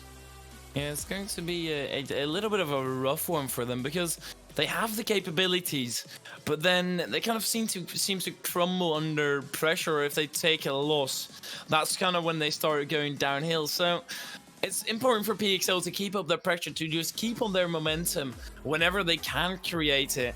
Well, that is indeed going to be it for PXL this week. We do have more matches coming up, but before that, we're going to take a tiny little break. We shall be right back with a lovely little panel. See you in a bit.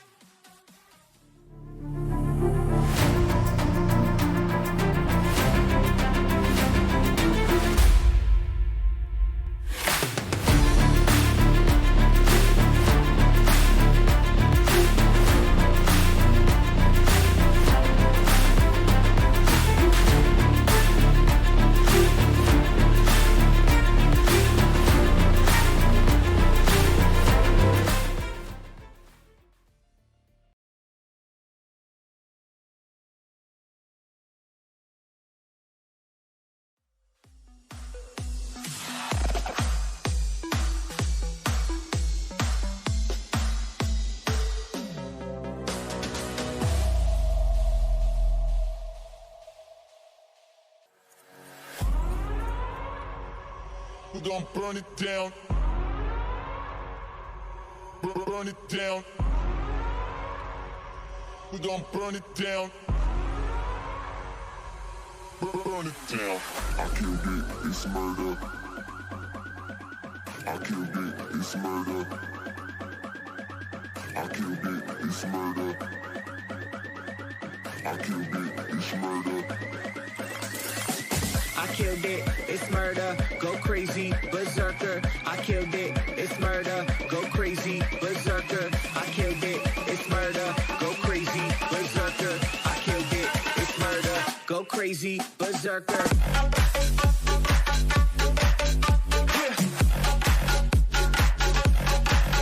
Show them.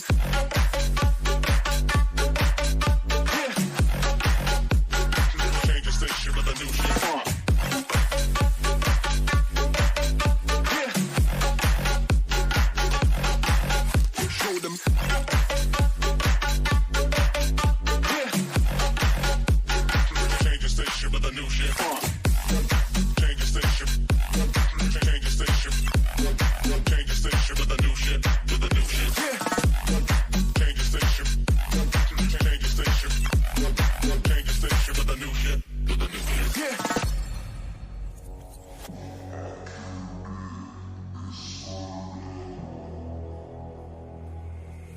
It's murder.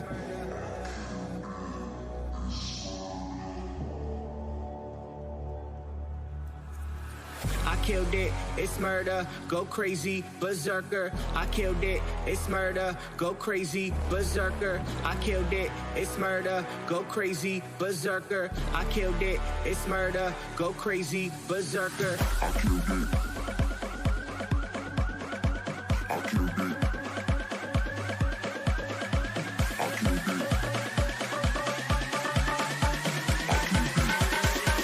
I killed it. I killed it. I killed it, it's murder.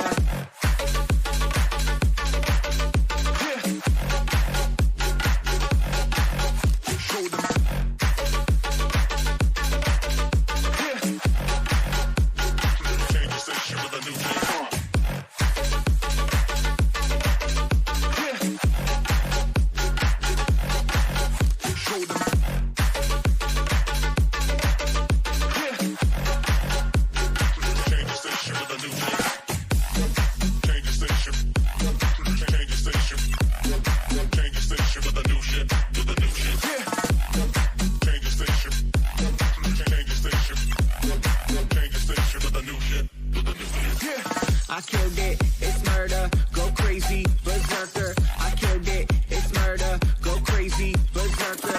I killed it, it's murder, go crazy, berserker. I killed it, it's murder. Go crazy, berserker.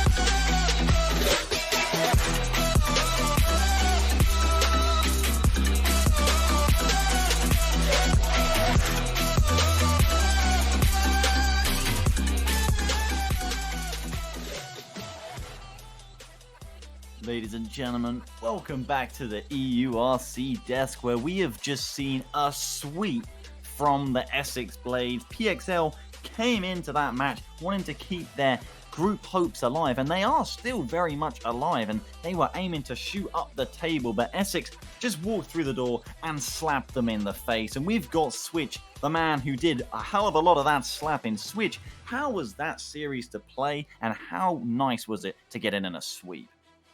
Well, we started off pretty bad. The first game was a bit of a shambles, and we definitely weren't defending great, which has been our strength lately. But by game 3, I was 1v3 in them, so that was fun. Yeah. That's just a whole storyline arc, right? Starts not amazing game 1 and apparently 1v3 in game 3. What would you like to ask Switch while we've got him there? I guess turns out Essex are just anime protagonists this entire time. And look, I mean, I guess with that in mind, how far is this anime going? You've it looks good for you guys now. It looks like you probably have managed to lock top 5 in the group. How high do you think you can climb? You still have Beckett Bears to take on next week. Reckon you can beat them? Maybe knock them down below you? We haven't played them yet, so we're not 100% sure, but we're playing really well lately. We've had close games versus Portsmouth. We've beat Loughborough twice this week, so we're looking really good. And that's probably our first 3-0 sweep in about 6 months, though. So that's nice. That's something at least. Yeah, Ejam, is there anything you'd like to ask Switch while we've got him here as well? Now that Switch has just mentioned, it is definitely their first sweep in a while, and quite the game 5 history they have. I know you might be having a bit of a wardrobe malfunction, but while we've got Switch here, is there anything you'd like to ask him? First of all, I think I look absolutely good. Thank you very much. Secondly, Switch, you were saying it was your first 3-0 in a while. How do you think that's going to feel for your team going forward, knowing that you can now, you got the 3-0. Do you think you can keep that 3-0 going again, or do you think that was just a bit of a once-off? How do you feel going forward about that result? Well, it's interesting because, again, we didn't feel like we played that well for the first 2 games of that series, but we still got the wins, which has been our problem. Normally, we just can't get a win out if we're not playing at our best. So it's definitely a positive sign. Yeah, easy for Essex for everyone in chat. Easy for us. Easy for Essex. Just one last question for you, Switch, while we've got you, is of course you've got your remaining games against the Raw Claw Bankers. Of course, you don't want to underestimate them, but I will assume you'll get the win, and then that massive game, of course, against the Beckett Bears. Should you win both of them, Switch, you would be at a 5-2 record and very much in contention for top 3 in Group B. Not just top 5, which of course is what you need to focus on securing right now, but how exciting is it to sort of maybe get the anime redemption in Europe, considering, you know, the comparative disappointment domestically in NSE? Well, as soon as everything happened in NSE, we immediately kind of put our focus on NUEL and this especially. Yeah. So obviously it would be good, but yeah, it should be an easy enough win against the Polish team. But as I've said, we've never really played Beckett. I just know that apparently Mosley carries them, but that's as far as my knowledge goes regarding them. So we'll have to see. Yeah. Be a little bit unfortunate if you end up losing, you know, if you end up losing the series to the hands of like Rahu and Maddie, would be a little bit unfortunate. But that game not until next week. So of course, easy for Essex, you say to the chat. And is there anything else you'd like to say while we've got you here in the studio before you just mic drop and walk out? Well, I'm looking forward to winning this entire tourney. So Okay. Love the confidence. Love the confidence. you just wait for that. Should be no problem. I mean, all right. That was Switch, ladies and gentlemen, claiming that Essex will be winning the entire tournament. So Berlin, Portsmouth, Bournemouth, Dusseldorf, Erasmus, everyone else just walk out. Essex Blades, they are taking it here straight out of Group B. You heard it here first. It's a Tigray as well, of course, if you're hearing this. That message personally addressed to you with a stamp on it. Thank you very much, Switch, for the interview. It's been wonderful having you, and hopefully we get to see you next week as well. Of course, we should move on to our next series coming up on stream, and I think you guys may be quite knowledgeable about this one, Neuralaic, and well, it features the NUIG Griffins, who currently, after off stream today, losing to FHDW. By the way, FHDW have also beaten Kiel, who have been playing with a sub today, so FHDW up to a 4-1 record. The top 2 teams in Group A could both be coming out of the Uniliga in Germany, whereas NUIG Griffins, opposite end, 0-4 right now. Is it pretty fair to say, Neuralaic, that quite literally mathematically, they have to get this series against York? Yeah, they need to start winning, and they need to do it, probably last week sometime. It's starting to get a little bit late in the day to actually start winning, start trying to make that push for the top 5 in the group and actually get into playoffs. And NUIG, they're playing with a sub now. Darcy's dropped out. They're going to be playing with Taste Rainbows instead, who's a player we've not really seen much. I think Ejam would agree with me. We've mostly seen the roster with Linsk Airside and Darcy, or Airside being swapped out for Carrick Dan. So I'm excited to see how this roster does play, but based on the results, based on how it's been going for them, it seems a little bit unlikely that they're going to be able to take on a team that is as strong as York can be on their day. Yeah, that's fair, as York have history going all the way back to Society Showdown, where they managed to sweep TUD Apes. Of course, the Apes playing with a sub at the time, but Ejam, do you feel like it's sort of NUIG, not just to get their group stage hopes back alive, but also to almost avenge the TUD Apes? And of course, you're dressed for the occasion. Is this pretty much the all or nothing, in your opinion? This is the all or nothing right now. I feel, NUIG, they definitely won't be wanting to avenge the TUD Apes, considering that TUD Apes beat them last week in ice. So I don't think they'll be looking to avenge them, but I think they will be looking to let everyone know that they still are relevant in ice anyway, and they want to go for a big tournament run here. So it will be nice to see how they do. I'm hoping that they can do well, but as you said, Yorkshire, they're a good side, they're a good team, they've got some great players, we've seen them firsthand batter our own. So hopefully now NUIG, not avenge TUD, but it would be more of, look what we can do TUD that you can't. I think that's what they'll be aiming for today, but as Neuralaic said, their rosters, they keep chopping and changing right now. They can't really ever seem to play with the same 3 players at the moment just because of availability and things like that. So it'll be interesting to see how we do with the 3 today, which I believe will be the first time we're seeing all 3 together. That is fair. I mean, I thought the Irish universities would stick together in Europe, but it turns out they still just want to one-up each other, clearly. Yeah. That's fair enough. That is fair enough as well. The players are in the test lobby, nearly done. We should move on to predictions. This series also big for York in terms of trying to secure themselves into playoffs and really step on UWE's head, who they do have the tiebreaker. And of course, as we said, NUIG trying just to stay alive. They'd need to win out and get results to go their way, but not impossible. The important thing there is in terms of predictions, I would love to see NUIG win. So the logic tells me that I should predict NUIG to win. No, I should predict, to cut. Yep. No, maybe? No, you should. It's difficult, but every other part of me is saying that there's no way they win this. Surely I have to predict York. So I am going to predict York, and I am assuming that they're going to win this. Maybe I'm wrong, but I'll love to see New Elec if you'd like to consistently disagree with me here in what you predict. It is St. Patrick's Day, so I think you may have just committed a hate crime against the Irish by predicting a non-Irish team to win in that game. And hey, look, I'm going to stick with it. I am a little bit worried that this is just going to turn into a Lady Penelope clip show for the next 3 matches, and then we'll be out of there. But I'm going to predict, I think NUIG can do it. They get the power that is in the day, and they're going to win. Easy. All right, well, clearly the deciding vote goes to you, EJAM, and I think scientists have been working on it for many millennia, thousands and thousands of years to figure out what you may be about to predict. By any chance, who do you see winning, EJAM, and is it NUIG Griffins? No, it's gonna be York, sadly. I'd love to see NUIG here, and you're hyping them up so much, but I do love to be right, especially when I'm right against New Lake. So my heart tells me NUIG. You scumbag. Me keeping my 100% prediction records here in EURC, it's gonna be York.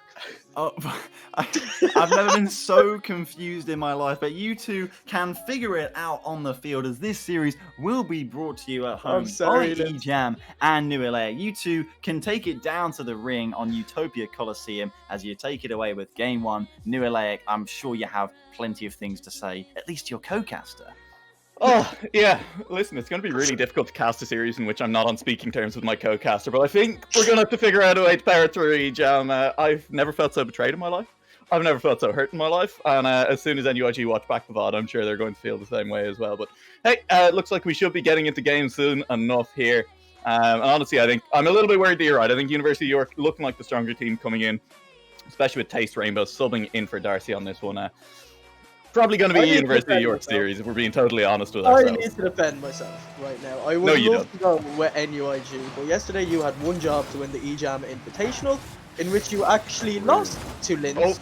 Oh, that was close, but Linsk there, playing there. So, New Lake, you got to see him firsthand in action last night in a competitive sense. The only time I play with him is when we're just doing custom games together, but you actually playing against him. How would you think he is as a player? And being in comms with him, how do you think his personality is going to affect his team for this game? Yeah, I mean, look, I'll be totally honest. I wouldn't necessarily call the EJAM Invitational fully competitive. There was a lot of, hey, let's try and get New Lake as far as he can in the comms, if I'm being totally honest as well.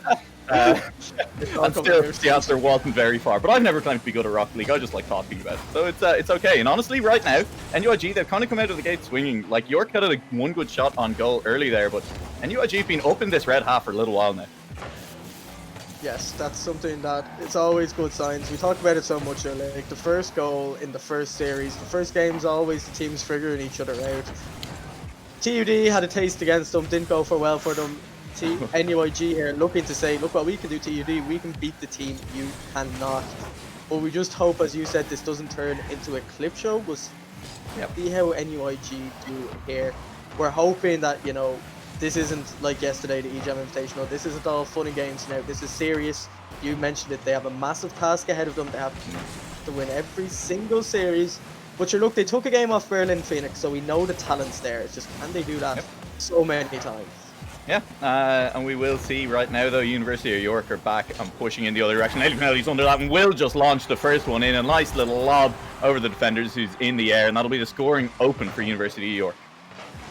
Yeah, it's just a lovely pass in. Linsky tried to get there, just didn't have the boost exactly to go up all together. Used the remainder of his boost to go down, so even if he tried to go up, he would have been left stranded anyway. he would never have gotten that. It's the shot placement of these players which are so terrifying to play against as the second one goes in from time. Oh, it's kind of just a kickoff goal. And, floodgates might be opening here as Lady Penelope just hard wins that kickoff. Tinny's first one up to it, nothing Lindsay can do there. Posting in, University of York up by 2. And I don't know, maybe starting to run away with it, Ejam. Yeah, we try to, we always hope for a close game, but these first games can just be so chaotic. Obviously, NUIG, they're going to be experimenting with this roster. I don't believe Darcy's going to be playing any more EURC games. No, I don't think so. So this is, the first real... This is it? Yeah, this is their first game playing together, and they have to win every single series. So it's not like they have 2 or 3 games to settle in. Would have been nice if they had them at the start. Sadly, they don't. And their ice roster as well is different, as we know, New League. So the team's chopping and changing a lot, but we'll see. There's still 3 good players. We just need to see how well they can gel and work together, and see if they can just start fighting back, finding goals here and there. Yeah, minor spoilers for you there, Ejam. This roster has played together before because they played earlier tonight and got swept by FHW, which is it's a little bit rough. Right. But hey, look, yeah, no, it's fine. Yeah, it didn't happen on stream, and so it didn't actually happen. Exactly. That's the rules, isn't it? Yeah, no, that's exactly how this entire tournament works. Don't worry, the off-stream games don't actually count. Online, of course, but hey, here we are. NUIG, look, they're still, as you say, 3 decent players playing on a good team, and if they can get a bit of synergy going, we've seen some good passing up at the York end of the pitch. I mean, there's a chance still that they managed to pull this back, at least picked up 1 game, but right now it is do or die time. They need to start winning series. Just game differential won't be enough for them at this point. And they're stuck back on defense as well. Face Rainbows will be carrying it out into York. Tinny putting it back in on net, good clear by Yo, and that'll be put back a little bit away. Yeah, team bump in the back there by NUIG, looking a little bit rough for them at the moment, and you can also see this just the boost hogging that's coming through from York, and it's giving them so much space. Tinny's going to be up, Tinny's going to fake one out under the second, can't quite find it on the far post, but the clips, they're starting each time. I hate it, wait, that's back the other end, Tinny's under it, we'll have to get it clear, that's a little bit wide, but a shot on target. Tinny with a huge recovery, great save on that one as well. I think that's something you don't actually realise. You can watch these games, you can talk about their games, and you talk about how fast they are, but as you saw yesterday, they are really fast. And just as you think you found a break, just as you think you got your first goal of the series, that happens. And that will upset NUIG altogether. Tinny, massive save there. Make sure there's no heroic last-second goals, as we saw in the last series. But for now, NUIG is still hunting for that first, but they're on the backboard. They're reading every single backboard double tap, and that's difficult to deal with. Maybe they'll have to start going through their demo route. Vince loves a good fake, as we know. We'll see now just how they adapt to this playstyle and see if they can start finding themselves some goals. Yeah, I mean, look, still a chance, and I'd love to see it. Look, we'll get some clips back the other way potentially. Taste Rainbows with a shot that raffles off the crossbar there. Still nothing to come of it. That's a pass from Yo, who is linked across to a member of the opposite team. Maybe the colours confusing him on that one, but he'll be okay for the time being. No goals coming in just yet. 25 seconds left in this game. Does start to feel a little bit like University of York starting to run down the clock on this one. Content to just leave it at 2 goals for the time being. Maybe 1-0 second goal. We'll have to see if they go for it. They're pinned in their own half right now as we head towards the last 13 seconds of this game. Still looking for a goal for NUIG, hoping that they can actually get one in this first game. There's a chance here for our side. Will miss it off the back wall. Linsk is just chasing it back. Taste Rainbows will be there to collect it on the way through. So that looks like it will, in fact, be game 1 in the books. Expected win for York, fun name, but hey, you still have to do the work to get those expected wins. You do, and the work they did absolutely perfectly there. They obviously have that nice 1-goal cushion now, so at least it's nice to know that they will not be swept. However, NUIG obviously looking not to be swept again. And that sort of plays on the mindset, getting swept on series, it's never a nice feeling. These are good players, but, you're up against even better players sometimes, as they might see now. So hopefully, as we go into Game 2 now, we'll see if NUIG can go back to what they're known to doing in ice, which is dominating the teams. However, this season, the only tough game they've had, other than EURC, back in ice, would be TUD, in which they lost. Yeah. So obviously, Taste Rainbow's coming in this season. Airside was going to sit it out, just go to the move to the sub role. Now Darcy sat out, so now, Airside's back, and all of a sudden that hunger to get back onto the main roster is gone. So, if you're not playing well, it doesn't really matter. And sometimes I think that's why subs can be important, because it sort of causes players to keep pushing themselves, but make sure they're never under any real pressure. So the mental state of NUIG here hopefully isn't falling apart. we'll see now in game 2. But like, do you think that 2-0 will be like the best NUIG are going to get, or do you think York now they're going to start finding their comfort after that first game and really start to show what they're capable of doing? Of course, the NUIG are going to pull it back. I can't believe you don't have faith in them. It's Paddy's Day. Can you not tell from your own outfit with the day that's in it, and have a bit of pride in the NUIG boys? But of course, you're right. It's a difficult task for them, and honestly, it's kind of been the curse of this EURC group stages in some ways. Watching all of these big games, super important matches, and one team just decides to have a sub for it. We saw it actually in the TUD series as well, when they played up against the Engine Stuttgart. And Engine Stuttgart dropped that game, got swept by TUD Apes, but we're playing with a sub, and it's difficult. I think, as you say, it's always difficult to play with a sub, and especially when some of these matches are so close. It's a shame to see them being decided because one team isn't necessarily playing with their full strength roster. Yeah, you can only use the roster excuse for so much though, I feel NUIG, they are quite humble, they do have good attitudes, they will admit when they are defeated, they're not the type to make excuses. However, we'll make excuses for them, and we'll say it's, if I predicted NUIG, they'd be winning right now, but I don't like using the caster curse unlike you. So, we did use it last night. No, it's fine. I'll use it for you. Look, EJAM, if you had predicted NUIG, they'd have won that game. And it wouldn't even have been close. It would have been 5-0. NUIG would be sitting in position. Honestly, we'd have already finished game 2 by now. And of course, anyone at home is wondering why we're taking a few seconds. I believe Tinny did have to just restart his PC or his game or something. So we should be underway in the meantime. And of course, in the meantime, you get to listen to me and EJAM just vamp wildly. Just continue to chat. Just wonderful things, EJAM. It's a good thing our voices are so soothing, isn't it? Well, mine isn't after last night, because every goal you scored, me and Sam were just screaming down the mic. But it's good to know that you're the play-by-play caster here. But the players are loading in New Lake, and we will get to game 2. And please God, no tip-off goal this time around. Yeah, the EJAM New Lake podcast ends for now, but it'll be back, no doubt, in the future, especially if this game starts to get a little bit one-sided again. As we will hope that NUIG can come out of the gate swinging a little bit harder this time around. Airside under that ball, we'll just leave it for Linz. Good communication on that one. Linz has managed to name change back as well. We've no more Yo on the pitch. It's back to the full NUIG roster. Yeah, that was confusing me completely. No, Linsk was Yo there. I was wondering why you were saying it several times, because for some reason I just sort of knew that was Linsk, because you look at all the player names and you're like, oh, which one's missing, and go from there. But let's podcast talk, more talking about how the demos are starting to flow through, and we'll see now if that will open up those gaps in defense that I was talking about last game. Sadly though, they're happening on NUIG and not for NUIG.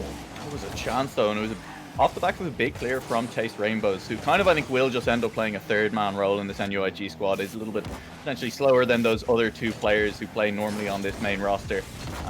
But, as long as you can get those big clears, you'll be fine. But this is a difficult position to be in for Taste Rainbows. Undertin, he gets a big save, and a demo comes through onto Lady Penelope. So follow-up not there. The clear from Linz, though, isn't fantastic. Only gets as far as halfway line. Lady Penelope moving forward on this. Will run into Taste Rainbows, who takes it off the wall, is going for the play onto it again. Bit of a double commit in defense, but it'll be fine because Tinny has total control over this. Is trying for another air dribble, runs into airside, and that just sneaks in past the defender. And then UIG have a lead in game 2. That's what we love to see right there. Absolutely dunked Tinny there. How does that sneak into the bottom right hand corner? I do not know, Noah. Like, that is massive for NUIG, and even if they have to play full defense now for the next 3.5 minutes, a win's a win. We just hope that York do not score straight away for the sake of NUIG, because they will be upset. There nearly is Lady Penelope, top left corner. It's still out though. Tinny with the follow-up isn't able to find it off there. Comes off the back wall, and Lady Penelope is up so quickly to that one. Is going to land on this ball. Good pinch into the middle. Linz has to control as well. Not quite well enough. Lady Penelope with zero boost backflips into it and gets the goal. Linz isn't going to like that one now. Absolutely, we were talking about the dunk on Tinny. Now we have the dunk on Linz. I was going to say Dunsk there, but Linsk's name. Linsk's. I can't.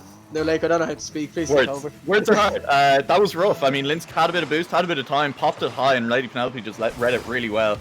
And Lady Penelope just next to the player. So you do sometimes just expect to see things that you wouldn't expect to go in, end up in the back of the net. And that's it there. Linsk with a follow-up is being given a little bit of time there by the York defense. And, I think they can afford to play a little bit more aggressively on defense. York can look to, honestly, just disrespect NUIG a little bit more, as much as it pains me to say it, and not give them time in front of goal to maybe get that shooting chance up like this. As Lady Penelope, that time around, good job. Didn't give space, no shooting chance for airside.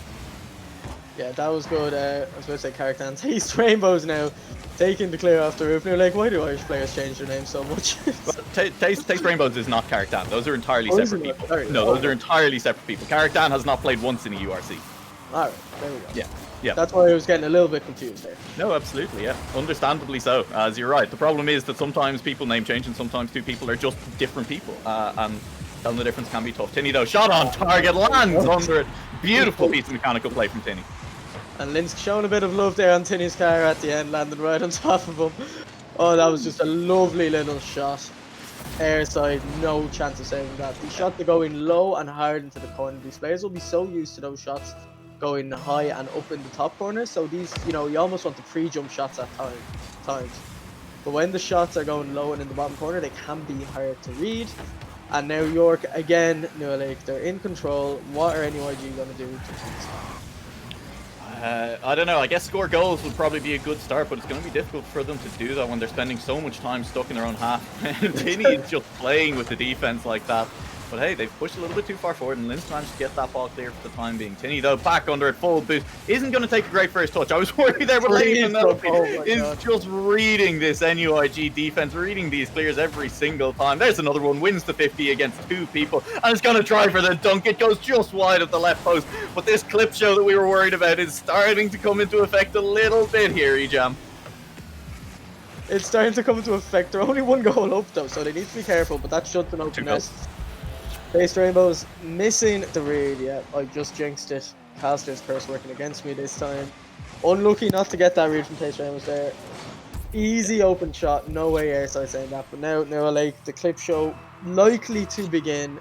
Yeah. Expect free jumps, expect some insane ceiling shots, expect some insane fakes. Who knows what's going to happen to this NUIG side, and they hate getting clipped. Everyone hates getting clipped. Yeah. So that makes you concede even more because you're more rallied up, you're more focused on making sure you're not getting clipped. What would you like to see the players do? I'd like to see an insane area of pinch come out from York here. What would you like to see? Well, I mean, if we're just talking like, you know, magical Christmas land, what would I like to see? I'd like to see Linsk suddenly start playing like, you know, he's pushing for top 64 or LCS or something. That'd be nice. I'd love to see these players hitting the double aerial resets just instantly. But, you know, it's unlikely right now. NUIG, I think they just need to hold on. The defense needs to tighten up a little bit. But honestly, it's not been that bad. The problem is there's just so much talent on this York side that, you know, when you give them enough space to work with, when they're coming at you like this from the halfway line with a lot of boost, they're just going to dribble it at you. They're going to flick you. They're going to try and put it in. Saved that time around with NUIG. But when there's that much space and that much time given to a squad like York, they're going to score more often than not. And that was good defense there from York coming through, making sure NUIG cannot get anything. A lot of double commits coming out from NUIG. I'm not sure are you noticing this, but you were talking earlier. Oh no, that's unusual from their side. Yeah, no, not like this. Oh god, you know this. There's a lot of mistakes coming out from NUIG. Thankfully, not all of them are being punished. But if they are to say in EURC New Lake, they're gonna have to win the next game, the game after that, and then the next 4 series. So, very tall order ahead of them if they are to survive in EURC. But 2-0 down, York, they're deserving of this lead. They're playing very well at the moment. You can see they're working a lot better as a trio than NUIG are. So hopefully now as we go into what is the 3rd game of the series, hopefully we won't be calling it the last game. I'd like to see NUIG put one back. They took one off Berlin Phoenix. York should be looking quite, you know, tasty compared to them. Yep. They can pull off miracles. We'll see now if they're able to in this game. Yeah, absolutely. I mean, fingers crossed for NUIG, but at the same time, this is looking good for York. And honestly, the group stage as a whole is starting to look very good for York as well. They will only be at 3-2, assuming they manage to close out this series, which honestly isn't really looking like it's in doubt. And those 2 losses have come to Berlin Phoenixes and have come to FHDW. And those are the top 2 teams in the group at the moment. Those are looking like 2 of the strongest teams in the tournament at the moment. So York, I mean, they've some big matches ahead of them next week. You know, they now need to close it out against Tilburg, against Kiel Krakens. But if they can do that, this is a York squad that absolutely could push for top 3 in this group. Yeah, absolutely. And Linsk messaged me right there saying, love the green wig. Thank you, Linsk, very much. I do appreciate that. But please focus on the game and not my hairstyle. As we go into this final game, we are Irish. We would love to see an Irish sweep here. It's St. Patrick's Day. Surely York realised that. Surely they're just going to let NUIG win. It will be the gentleman thing to do. And the next St. Patrick's Day, I will buy them a pint, assuming everything is open. That's the deal I will give to the York players right now, although they're looking to assert that authority at New Lake, sadly, as they're almost an early goal there. Lynn's getting yeeted back out there, but that's dropping dangerously. And no, you see these double commits in New Lake, they're happening a lot more than I'd like, and that's making me very uncomfortable. Yeah, there's plenty to be uncomfortable about right here. Look, that's another double commit, and it'll leave the defense a little bit shaken, a little bit stranded for the time being. Tinney just going to try and dribble it, tries for the fake, but just runs into the ball. Good pass back on that one, it's straight to Jaffa. That's to Airside, though, who clears it along. Penelope, though, good recovery mid-air, manages to get a touch of that over into the side corner, and now it'll be University of York trying to get this from their own half, trying to make the run from deep. And he has a lot of control, goes for the flip reset for absolutely no reason other than style points right there. And it'll be Penelope who carries it over the halfway line instead. Is just going to put a shot on target, is just going to score in the top right corner. And that's just nice shooting. That's not giving the defense any time to set on the shot.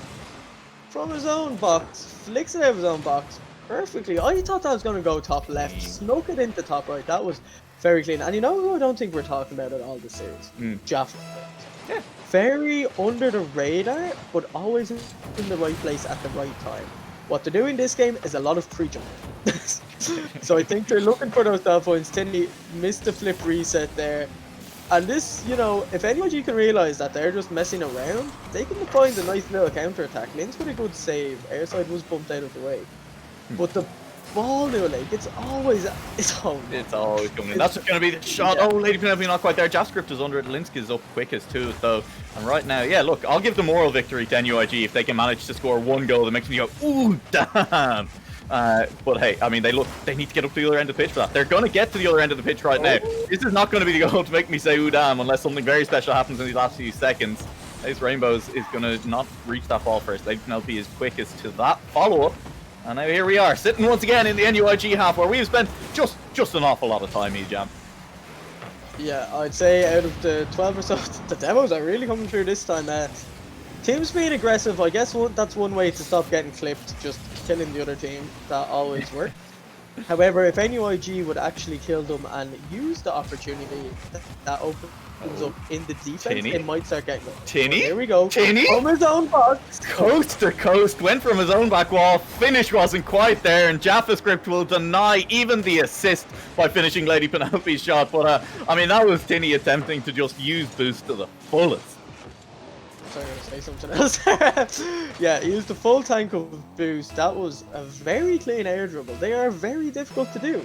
You know, now you had an absolute banger of an air dribble yesterday, but I don't think it was as clean as that. And if that went in, that would have definitely been a great clip. But Tinney showing the card control that they have. That's a lovely pass. Massive save coming out there. Maybe, just maybe, that will turn around NUIG series, but such a tall order. And York are reading everything off the back of it. Yeah, absolutely. NUIG reading at about a 6-year-old level right here, and the problem is that York are reading at the PhD level right now. Literacy is a problem for this NUIG squad. There's another big miss off a corner wall as well. And York are just sitting here. Sharks waiting to pounce on this one. It'll get bumped away for the time being. That's a bit of a double commit. Look, they all want the clips. Tinney wants the shot. Penelope wants the shot. This time it looks like it'll be a passing play instead. Penelope is down. Team are just abandoning them though. Penelope is left out to dry in the middle of the pitch there. That's a missed off back wall by Tinney. There's space here. Airside is beaten to it by JavaScript, who has all the boosts in the world. And again, it's the boost control from York that's allowing them to go for these many plays. It's making it very difficult for NUIG to counterattack even when they have the ball. Yeah, NUIG, they're struggling to find these quick counterattack plays. Time is running out if they want to stay in this tournament. Otherwise, they're just playing for pride in the next few weeks. Obviously, it's good experience to keep playing these games, even if you are knocked out. There's the aerial pinch I was talking about, and it doesn't go in. It's a minute and a half now, like, it can happen. Linz can also start playing well, but we'll see. We'll see now how it goes. But the ball, when is the last time it's been in the York half? I don't know. Sometime in game one, it feels like at this point. But look, we're heading rapidly towards the end of this game, as you say. Kind of heading towards the end of NUIG's hopes to make Linsk. Linsk. Okay. There we go. Damn, Linsk. That's a nice flick. Look, I'll take it. Honestly, I'm not going to call it pedestrian. It's a nice flick in the middle of the pitch. Penelope's caught out a little bit, and I think this is more a result of York spending a lot of time just using all of their boosts trying to, you know, clip at the other end of the pitch than it is anything particularly inspired out of the NUIG half. Yeah, it was a good play from Linsk on the next. He'll be happy with that one, but that looks disastrous. Look who's up for it. Linsk against... Oh, that was a brilliant save. But the rebound... How top corner can you put these shots into a leg? They're so hard to save. Yeah, they're just, I don't know, they've just decided to pick that corner, I guess, and that's where all of York's shots are going from now on. This is looking good for York. You know, they're looking like a team right now. As we mentioned earlier, they have had some tough series. They've faced off against the top 2 teams in the group, which has been rough for them.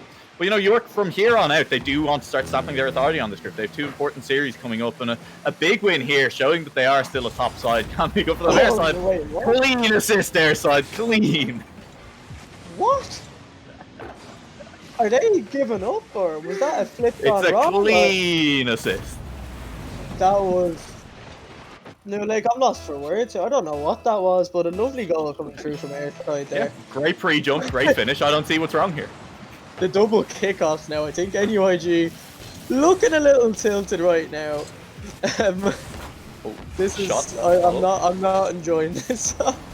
It'll be fine. Look, what's not to enjoy? We're going to see a great goal right here. Penalty going past one. Tries for the fake. Not quite there. JavaScript off the back wall. Look for the double touch. Linsk has it though. It's not going to go in this time around. Let's see something. Let's see something fancy. Let's see something worthy of showing to your kids in 50 years time off the rest of this game. 30 seconds for one of these teams to just make this game the most memorable that we've ever seen, eJam. It could happen. This goal could go down in history for just no other reason than it was just completely unnecessary. 4-1 with 15 seconds left. Just do something dumb. Wow, you really hyped that up. Come on, Linz, get it in there. Alright, here we go. It'll be Tinny. Tinny do it. No, Airside denies it. Airside, what are you doing? Clip Airside. Think of the clips that could have been generated off that play. It won't happen. Here we go. 0 seconds on the clock. It's still live though. Something ridiculous. Something to go for. It'll just drop. It'll just drop. And there we go. That'll be it. Sweep completed for York. An important win for them. Not necessarily the most difficult series that they've had in the tournament, but you know, important nonetheless. Great win from York coming through. I love the way they have the green cards and then UIG have the purple ones. It completely looks like I'm supporting York with this outfit. So I like though, there's your excuse if you were wondering why I went for York. It's because they're wearing the same colours as me. So I think now that NUIG have stopped playing, I can take off this ridiculous wig.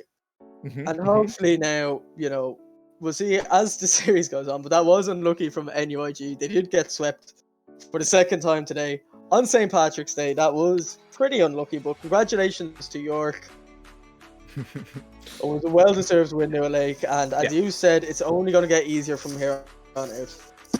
Well, maybe, yeah. But look, hey, that is going to be it for that series. And honestly, on the bright side, at least, if there's any day where I think it's morally acceptable to drink away your sorrows as an Irishman, it is probably St. Patrick's Day for NUIG. So they've got that going for them. We're going to throw it to a quick break here. We will be back after the break with our final series of the night. University, or it'll be Beckett Bears versus Sapienza Roma. Should be an exciting one with some pretty big implications for that group. So don't go anywhere. Stick around for that series.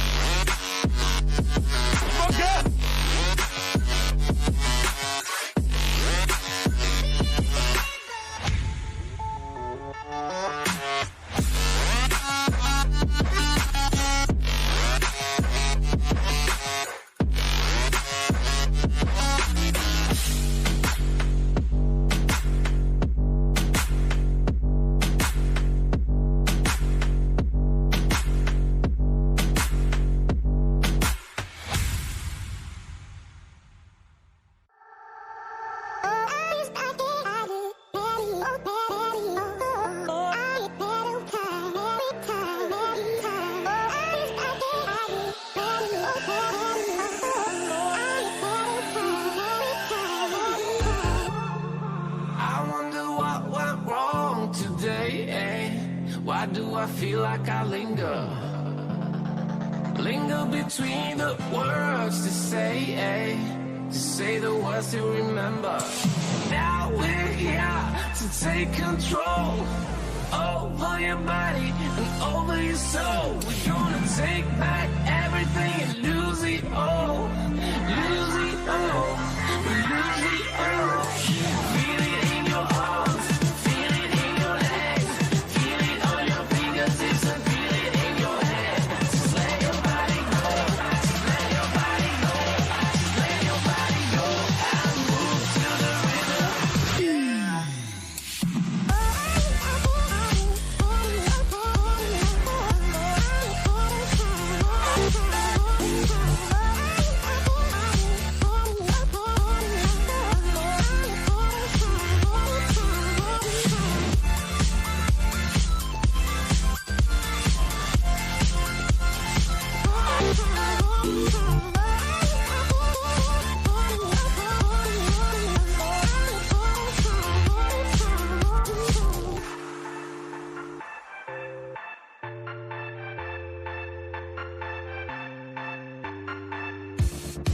Now we will go back home today, until the very last hour. We still got a few more days to slay, it's gonna get so much louder. Now we're here to take control over your body and over your soul. We're gonna take back everything and lose it all. Lose it all. Lose it all. Feel it in your arms. Feel it in your legs. Feel it on your fingertips and feel it in your head. Just let your body go. Just let your body go. Just let your body go and move to the rhythm.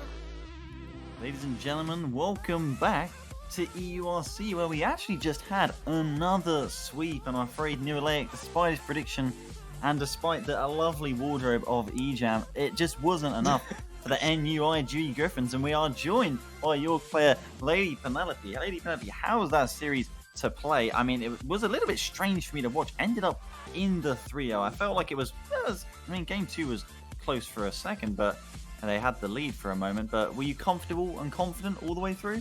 I mean, we wanted to keep playing. We sort of got to the end of that series and went, can we play some more games? That was fun. The best of 7. We were just by the end, once we warmed up in the series, we were vibing. But, I mean, to be you're just the entire after the first week or so, entire of Group A was all sweeps either way for every single team, and you're actually one of the only teams who has kept up that consistency. So I got to commend you there.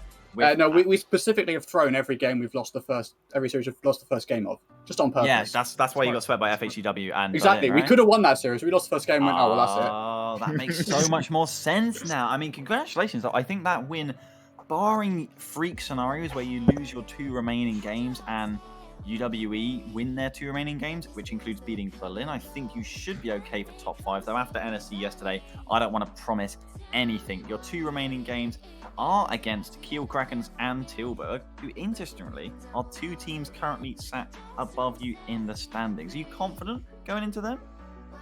I don't think we're the favourites in either matchup. We've not played Kiel that much. Every time we have, they've beaten us, but it's never been a blowout. We've always been in and around the game. So if we take our top performance, the sort of performance we had against UWE earlier, I don't think we're out of it by any means. I don't really know that much against Tilburg. From what I've seen of their results, they seem just a slightly below Kiel. So I think we're in with a shout on both, but I wouldn't have us as favourites, particularly since we're not in the best form right now.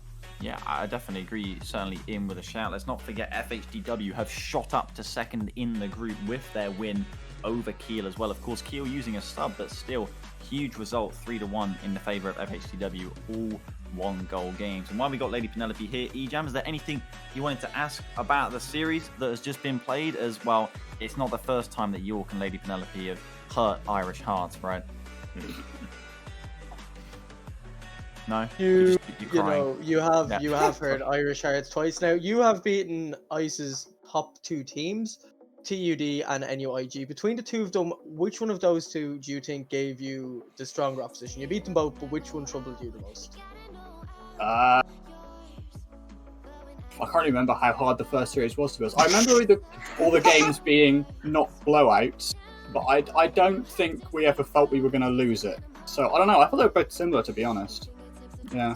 Although I think TUD might have been using a sub when we played them. I can't remember if that's correct. I think they were. They were, so... yes. But so were NUIG technically, so...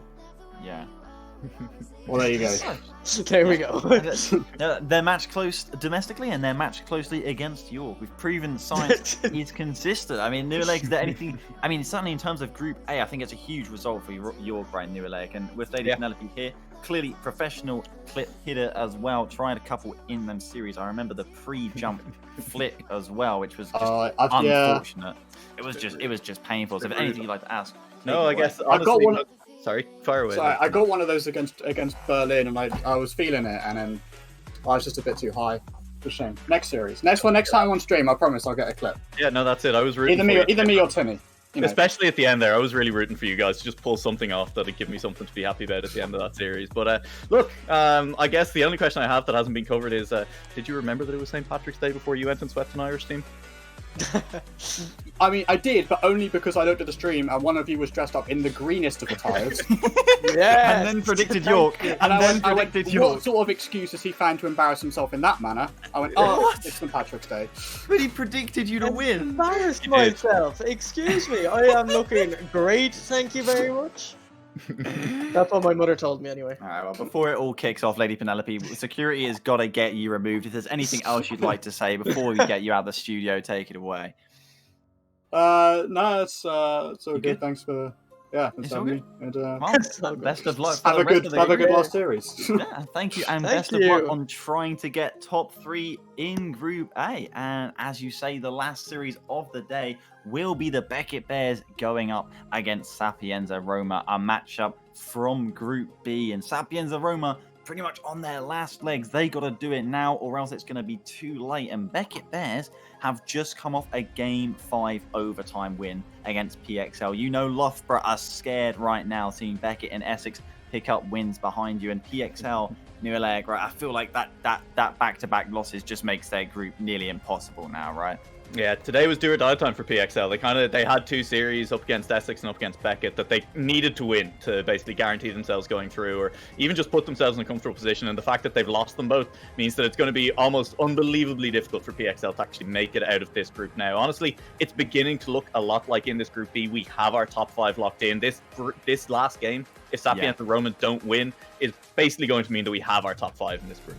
Exactly, I agree completely. As Sapienza Roma do come into this series, EJAM, at 0-3 currently, but they have taken series close. They lost Game 5, unfortunately, to Dusseldorf. Things could easily have been different, even with their close. I mean, it was a sweep at Loughborough, but all them games were close, as I'd like to reiterate here. This, similar to PXL, really is their last chance, and also it comes up against the Beckett Bears, who are hot off a Game 5 overtime win. How much faith do you have in the Italians? They've got a great roster, but it just hasn't come together yet for them. Yeah, we can talk so much about just how close they were, but ultimately I'm the very pessimistic type that will say they didn't win. They can get close, but results are results at the end of the day. So it doesn't matter if you win by 50 or you win by 1, you still win. So it's nice to see that their series are close. It goes to show that they're not getting blown away. But just morale-wise, it will hurt knowing just how close you were. And a bit like NUIG now, they're playing for pride. They still have an opportunity. It will take an insane, they need results. It would have to be so precise for them to actually go through and get that 5th place spot. But for now, just winning this series will be huge for them, just for their own confidence. So hopefully now we will see the Italian side. Hopefully, it would be nice to see them pick up a win here. But Beckett Bears, they're going to be feeling good about that Game 5 overtime, but now it's a case of how much stamina do they have in them. Can they keep going a full series again? Because those game 5s are long, and then overtime as well, they would have all been on the edge.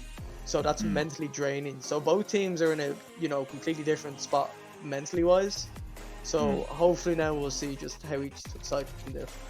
It's actually interesting you say that as well, as with the players in the lobby, we should speed into our predictions, and consistently I've tried to curse the team I think and hope will win by predicting for their opponent, and I think I might continue that there. As you mentioned, you know, maybe fatigue for Beckett Bears coming off that drooling, massively important series, coming straight into this one as well, and watching their perspective, things did look quite nervous, and Sapiens Aroma, far less pressure on their shoulders right now. They've just got to throw the kitchen sink and just leave no regrets on the field of play. I will be predicting Sapiens Roma, even if I am hoping Beckett Bears do win. I will go with the Italians for now. New Alaic, I take it you're going to disagree with me.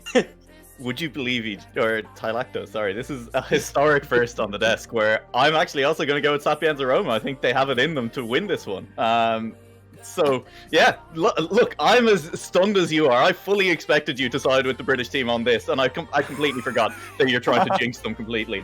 But no, I'm going to go with Sapiens Roma. I'm going to put my money along with my 10 points in Twitch chat and take this one all the way home. That's true. 10 points on the favor of Sapiens Roma in channel points right now. Ejam, is it going to be Italian whitewash for the team currently with no wins on the board, or will you once again bring more confusion to the panel? Get your confused face ready, because I'm going for the Beckett Bears simply because they have proven that they have won. The Italian team here, they are actually struggling. This isn't going to be as controversial as the last one. I'm disagreeing with you this time because of, you know, reason rather than logic. Yeah, so that's fair. I do think the Beckett Bears are going to take that, and it's no fun if all of the casters on the desk all agree the same thing, because we do need a bit of controversy between ourselves. So I'm going to bet against you two in this one, and I am going to say the Beckett Bears are going to take this trio.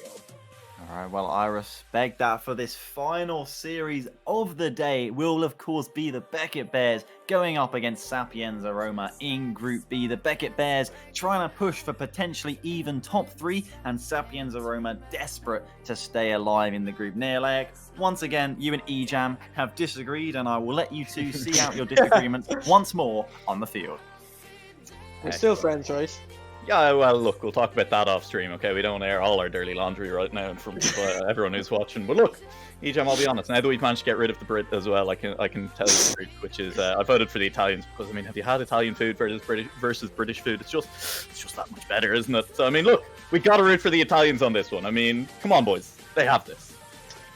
The Italians have nicer food, therefore the Italians are going to win. No, like, that's a first, but fact. I'm going to take off this no, that's fair. wig from my head because it is extremely itchy. I was seeing. Oh no! Oh, that's so early! That's so early! It's going to go in for Sapienza Roma with only 5 seconds gone in the game. It's a kickoff goal, but I mean that's going to set you up pretty well. Actually, pizza doing something where if you order pizza today, you get a €1,000 voucher. And pizza being Italian and all that, you know what? You might just be right about the Italian food being better. Therefore, you know, you always hear people say, let's go out for an Italian. You never hear people go out and say, let's get a British. I think that's just mushy peas at that point. But hey, look, here we are. We're in a game of Rocket League right now. It was a good goal from the Italian side. Yeah, it was a good goal. It's good. And look, they're going to turn back around. They're going to go for a bit of pressure again on the goal. It's a clear by Mosley. And it's going to be on this sidewall for the time being. But clears are particularly good, and it'll give a chance for the Italians to run this one back. Sapienza Roma looking threatening. And looking threatening not just on the goal, but also onto the cars of the Beckett side, who are getting bullied in defense right now. That's another demo by Bongod onto Mosley. Yeah, and another one. We just respawned and right immediately demos him in the corner. That's just mean. That's bullying. That's not fair. This is meant to be a friendly, you know, safe for workplace. This is meant to be in a oh no, my Maddie, what a redirect. Maddie, what a redirect that was. Just sneaks inside the right post. Good pass by Moses. Oh, I can't believe this angle. The flip upwards. Oh, God. Ew. Alright, yeah, sure. That's how you get revenge. I mean, you know, when you're starting to get a little bit tilted, you know, like the other team are demoing you repeatedly in your back corner, you can't get out of your own half. Just score a redirect like that. It's easy, and you'll immediately start to feel a lot better about this game. And Beckett will definitely be feeling better now. There's a minute gone. It's 1-1 to each team, but honestly, it's Beckett who, you know, have looked threatening on that goal. Whereas the Italians, I mean, Sapienza Roma, they got a kick-off goal. This is now a good save, good recovery by No Try. Beckett are suddenly starting to look very threatening. This I guess maroon goal? No, it's not maroon. I don't know what colour that is. That goal's still very under siege right now. I'm still trying to get over that. No way, no way! It's second row. row! Kidding me? It's a different player, but it's the exact same goal. Mosley down to Matty. Mosley again. The exact same bottom corner. The exact same part of the car. Now, like, what is happening? We were talking about the clips on NUIG last game, but the Italian side here, they're just getting clipped on altogether. 2 insane redirects. And wow, the precision and accuracy it takes to score them. You cannot say right now that you're not impressed. I am so incredibly impressed, and I'm assuming that Beckett Bears all use the same training pack to practice those shots or something. That's the only explanation I have for how they're both so consistent on that. It's now Mosley and Maddie who haven't. I've just looked at the scoreboard, Ejam. And the third player, Rahu, is sitting on 4 points. Look, not having as much of an impact on the game just yet, but hey, there's another touch. 2 more points. Let's go. 8 points, Rahu. Another carrying this side for Beckett Bears. He just doubled his points. What a heroic player. And look at Claire. Oh no. Oh no. Oh. Good follow up in front of the goal. No try. It's left bouncing a little bit too long by Beckett Bears, and that's a good finish. That missed Claire not only did not get him those 10 points, but it also cost his team the goal. That is the most tragic miss of the ball ever. I'm sure this team wouldn't be as good if, you know, Raul was just playing like this all the time. It does take a while to settle in these first games, but when you have your teammates, you know... Good infield pass, good shot. Rattled off crossbar, follow from Lindo. It's going to go nearly on... It's on target. But you're right, this is... You know, we've had a couple of good goals from Beckett on the break. Sapiens Romer, a little bit of sustained pressure. They've finally been put out of their own half. Rahu turns on this, has a lot of boost. Will manage to get the touch on the ball, but Bond got off the sidewall. Beats another. Mosley in a little bit of trouble, but will manage to get the ball past one. And so now it's Mosley with a lot of boost. Dribbling it back towards the other goal. Gets it over. Only one was there. That's it. Sapiens Romer's defense just a little bit scrappy on that one. Yeah, a bit of a slow rotation coming out there, but do Beckett actually score like normal goals, or do all of their goals have to be insanely good showing of mechanics? Because right now I'm very impressed. It's my first time actually viewing Beckett, and you know, they're showing a great display of mechanics here. All 3 players. Oh, their direction though. Oh, Lindo. I mean, you want to talk mechanics. Lindo definitely has them as well. Not able to pull that goal off. Shot it straight at the keeper, but just getting into that position was fantastic in first place. Bongo misses off the wall. Maddie going for a little bit of a flick under that one. Not quite able to get it. Rahu with a good follow-up though, and the ball is bouncing high. Mosley is up so quickly for that, but his no try was even quicker. At the other end, Lindo tries to pull a Beckett, but doesn't quite get there. I think that would have been like the most ultimate disrespect if they pulled off. Oh no, what a squishy ceiling save, or goal saver. Yeah, good save. That's it. Lindo, honestly, a very mechanically talented player, so you do expect to see those from them sometimes, but it is still Beckett with the lead. And as we head towards the last minute 20 of this game, it's on Sapiens Aroma to make something happen, but preferably not in front of their own goal. 2 up for that one, Bongod and Lindo. They get a good enough clear that the follow-up won't be instant from Beckett. Mosley has teammates inside. He's looking to just carry it themselves though, and will go off the back wall. So nearly the double touch comes through. It won't, and that means that we're still in this last minute 1 goal up for Beckett. Beckett right now in the driving seat. This Italian side can show they have scored, and though very good showing of mechanics. And you know, when you think about it, there's not a lot of passing going on from Beckett. A lot of the infield passes are coming from the Italian side. They're finding each other very well, but we'll see now if they can just open up that defense. Maybe try go for a double tap shot, because if you look at the defense, you know, like, you don't really see the Beckett players sitting on the backboard like you saw in the last game. But another powerful infield pass, surely, you know, the power of those shots, one may go in eventually. But it's just in. That's just in. Beckett are giving too much space in front of goal, and I think that's been the curse of this Italian defense, is sometimes pushing a little bit too hard. They're getting caught out in the rotation, and Mosley has all the time in the world to finish that. I'm going to take a page out of your book here, okay? What one word do you use to describe TUD every time they lose it? What's wrong with it? Oh god, accuracy. Yeah. I think the Italian side are lacking that right now. Their passes are very accurate, but their shots are constantly going wide or just not hitting. That's just in. 4 points no longer. That's a screamer. Look at Mosley's points compared to the rest of his teams. 3 shots, 2 assists, 5 saves. Yeah. 982 compared to 288 from Wahoo, who is second now, not last. That is an insane score.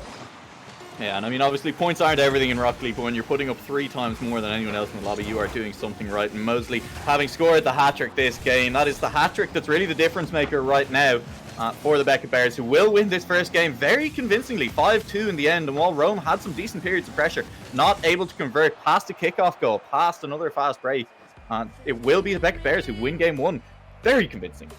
That was an extremely convincing victory there from the Beckett Bears, but even the shots-wise, it was 11 shots from the Romans to 8 shots from the Beckett Bears. So, you know, the Roman College here, they're finding their shots, but, you know, those shots that do still count if it does hit the post or the crossbar, which a lot of them were finding. Now, 7 saves coming through. Mosley was absolutely everywhere that game.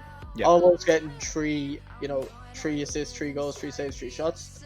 That would have been impressive if you got 3 of everything, you know, the quadruple trio, as they call it, or something along those lines. But the 2 assists, not quite at those stats. Rahu, very quiet start, came back very strong at the end. But the Italian side, they can shoot, they can show good passing plays. It's just, can they try something different to break down this Beckett defense? Because they showed up strong that game. Maybe go for demos done to Mosley. You were saying at the start of the game, all the demos were coming through. If they take out Mosley, that could be a way to open up the defense. Because if the player that saved 5 out of your 11 shots is out, you know, that's half of your goals all of a sudden that should be going in. Could potentially drop statistics work that way. I'm sure they don't. I like those scientific things. I can get onto him after. But game 2 now at Lake, will we see a crazy tip-off though? Yeah, look, Ejam, it sounded confident, and so I'll go with you on that. Just demo Mosley and some of these shots will start falling. Never mind the kickoff goal going the other direction, potentially. Matty just a little bit too slow up, had a lot of time, but not as much as he thought he did. And that means the Sapiens around to keep their goal line clean. Won't be scored on just yet in this one, and now we'll look for a bit of counter pressure at the other end of the pitch. Early in this game, we're just back and forward and back, and Matty has space. Matty, though, the first touch, not good enough on that one. But there's so much space. Rahu rattles it off the crossbar. That's just... I mean, Sapiens Roma, space is the word I've used about 3 times in that play because they are giving so much space to these Beckett players to shoot with. Yeah, you never want to give space to players of this caliber. Everyone in this tournament is capable of shooting. You know, these are the top teams from all of the countries, so they're there for a reason. Man, it's not like any of these teams are bad. It's just some are so superior in mechanics and skill that it makes the good teams look bang average, which is what we see with the ice teams. You know, they're struggling against some top European teams. So these players need to realize that, you know, you can give space to the lower ranked teams in your regional league, but in this tournament you need to be on your A game 100% of the time. You need to be 50 in everything if it's suitable to do so. You need to manage your boost, you need to manage your rotations. Oh, Linda. Double top. Oh, good clear off the back wall there by Beckett, and they'll keep safe for the time being. This is now dangerous for front of Sapiens, and Guillotine is dropping Matty across the face to goal. Team aren't quite there as Rahu goes for the dunk and misses on Linda, who is definitely a shining light right now for Roma. Trying to set up some plays for them as well, and Lindau definitely could just put this game on his back, backpack the rest of the team all the way to a win in one of these games. And at 0-0, there's plenty of room left for that to happen. Lindau in the corner will beat one. It's across the face to go. Pass just over no tries. Head by Lindau just there. A little bit unfortunate on that one as the defense had slightly fallen apart for the time being from Beckett. No goals to be had, and so we'll stay at 0-0 for the time being. Yeah, still 0-0. You know, we had 7 goals that last game near Lake. It was an absolute goal fest. We get our first here. Good defensive rotations coming through. Lindo sitting without boost. Does spawn from there, and Wahoo knocking it up. No one there to collect, but you know, I'd love to see some more insane redirect goals, because that's what tears defenses apart. But Beckett, on this blackboard now, oh, Wahoo dodged the demo from Lindo. They're listening to us. But it was a good start. Yeah. They're adapting and they have the game at nil. That's always a good sign. This is looking like that's a good demo though. Lindo, last man back right now, needs to be so careful in this goal. Good challenge though. Mosley takes one touch too many and pops it high in front of Lindo. He's now going for the counter attack all alone. Rahu, good save on that one. Still here for Roma. Still a chance. No try in the air. Beats everyone. That's top left corner. It's just over the top left corner, in fact, and that means the goal won't be there. The redirect again. It's there for Mosley to Matty. The shot. The goal. What a redirect and what a finish. How do they do it? Look at this redirect. Sets up Matty perfectly. It's that bottom of the Fennec. The hitbox on it there was absolutely perfect. You don't get that with the Octane. You know, you need to be so much careful making sure it doesn't hit your cars. People can argue about the Fennec and the Octane all they want. More demos coming through, but you're like, which one do you use? And what? I mean, look, I used the weird car, yeah. Well, Leia, I used the Grog in his throw tournament. Yes, that's a shot. That's it. With a second goal for the side of Beckett, and all of a sudden, I mean, this is exactly what happened in game one. First goal goes in, and then Beckett just starts scoring. Yep.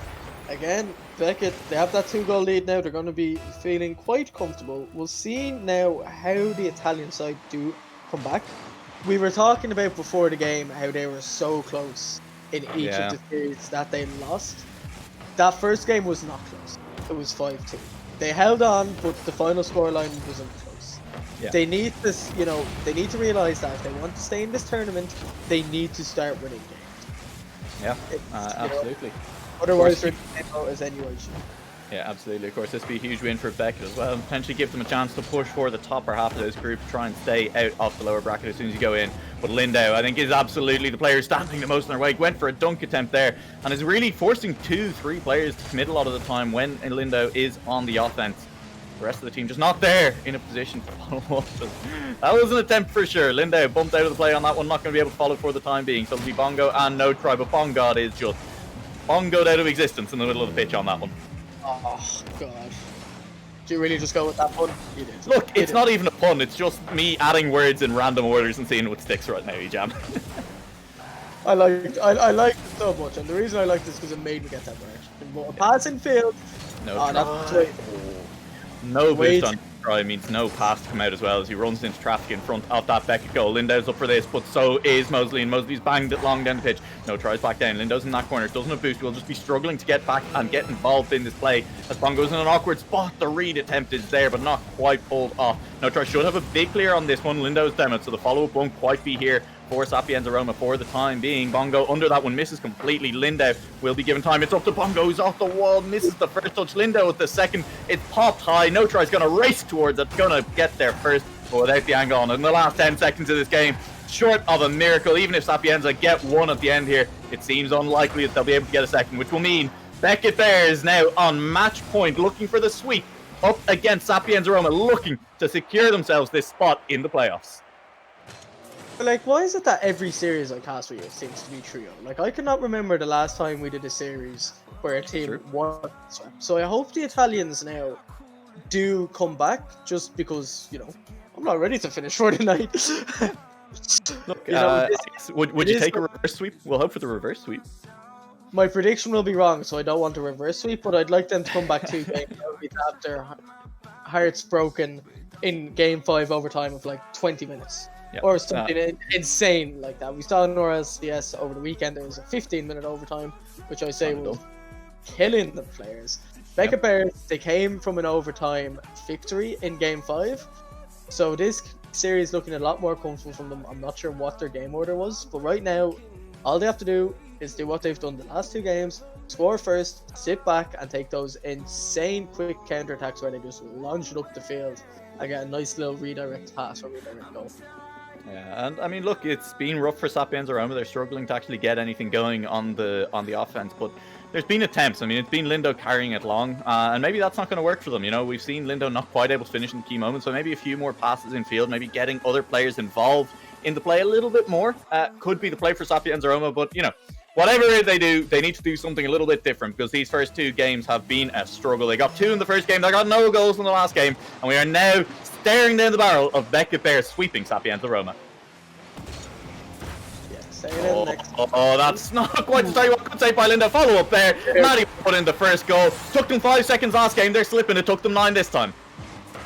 That was just a lovely little start to the game. That's exactly what they wanted. Exactly what I was talking about. You get that early goal, and you hold on for their life. Although they don't have to hold on for their life, because they've been the better team. They won the first game by 3 goals, the second game by 2.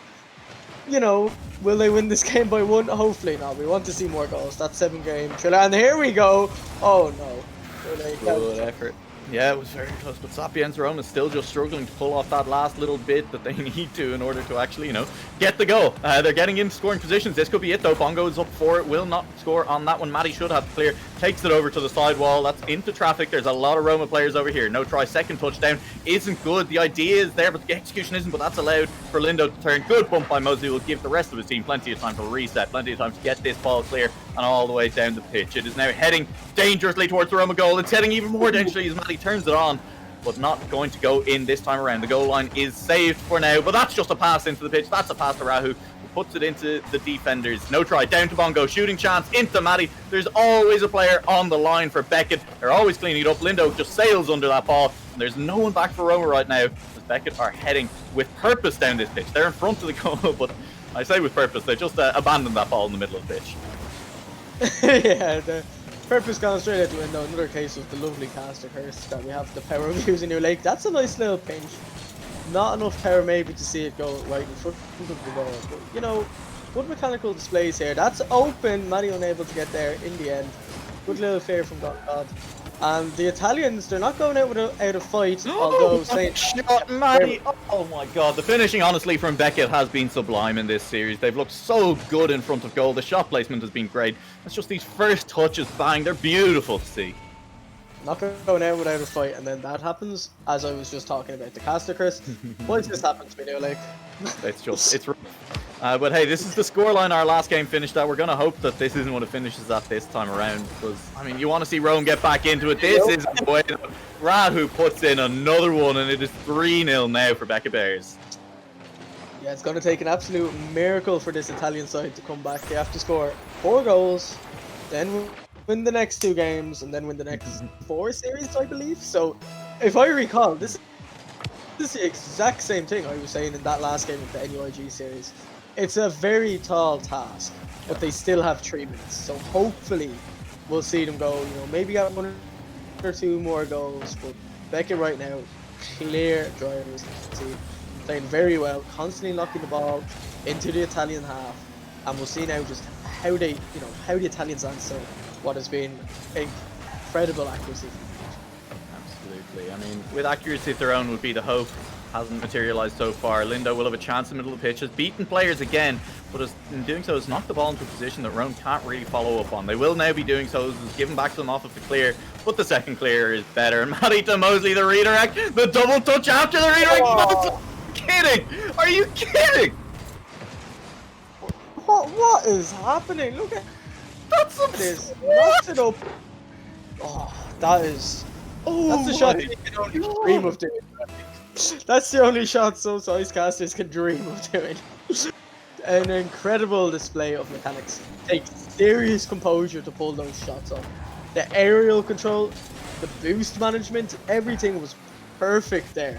And a well-deserved goal. And now the hopes are just getting slimmer and slimmer for this Italian side. I've run out of words, which is never a good thing for a play-by-play caster, but that was just absolutely absurd from the side of Becca, from Mosley in particular.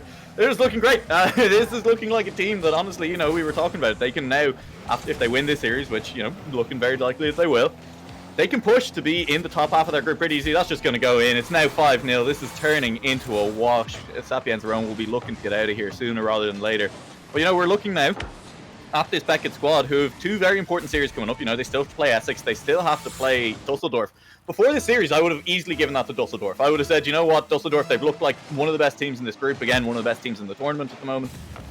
They should easily be taking Beckett, who've dropped a couple of series to the other top teams in this group.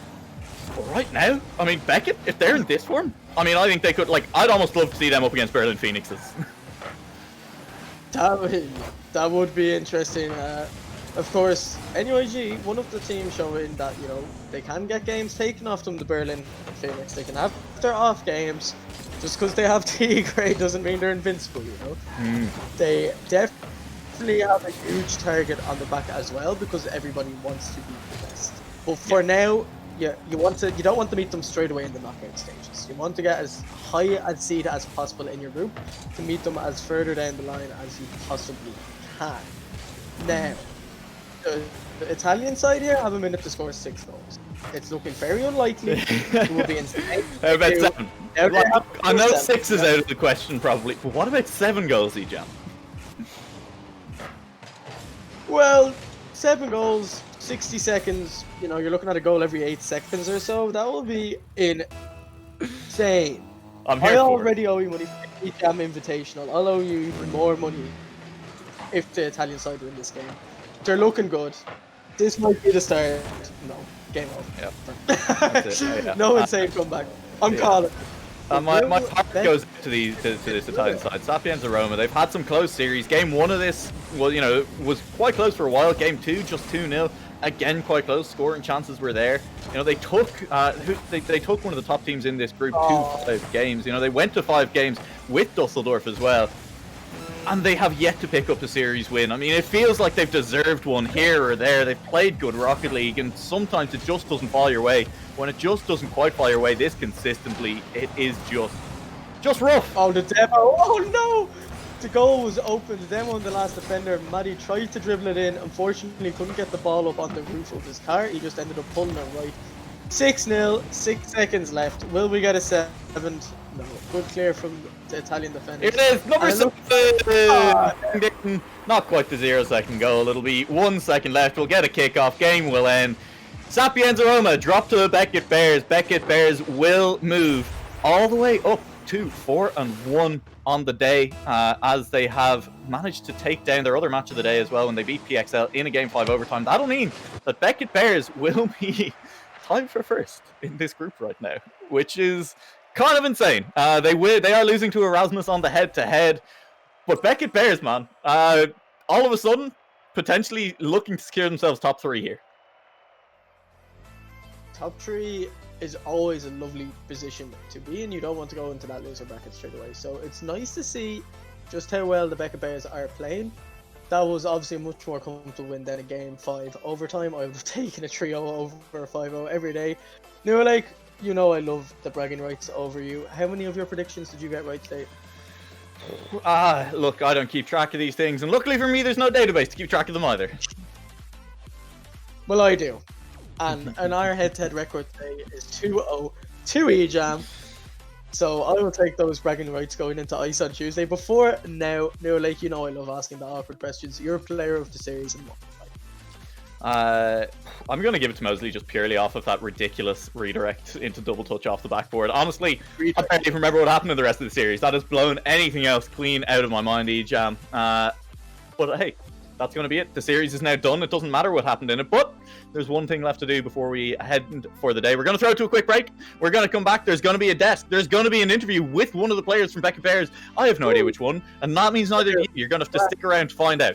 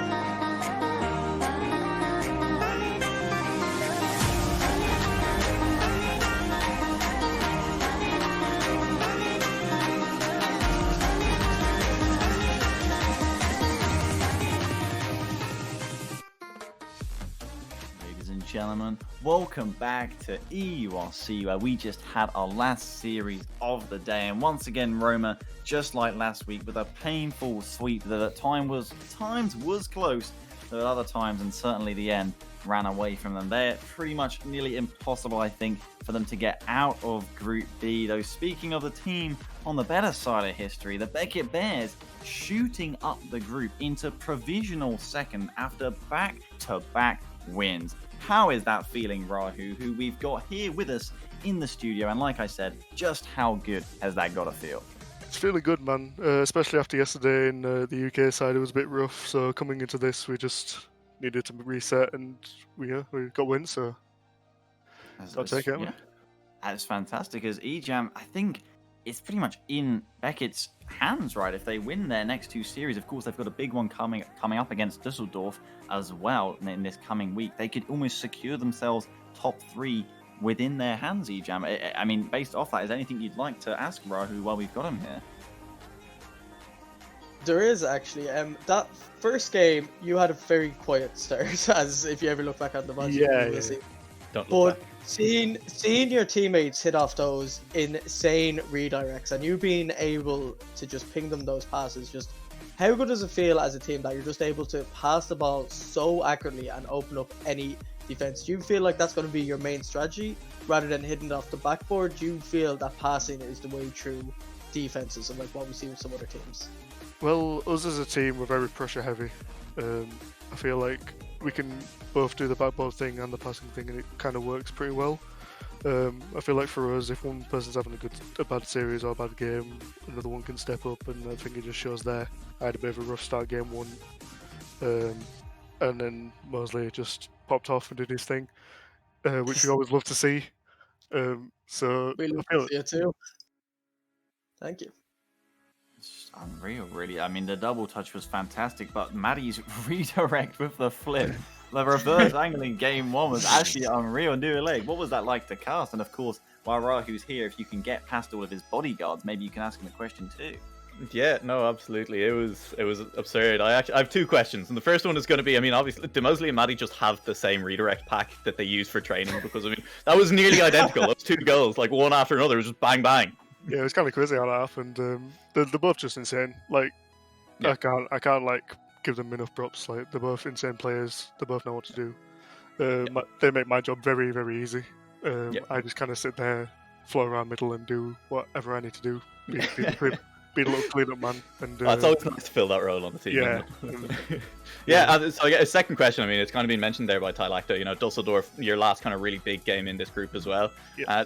You're now tied with them in game score. You've dropped to Erasmus, Yes. I think, that's the one series you have dropped.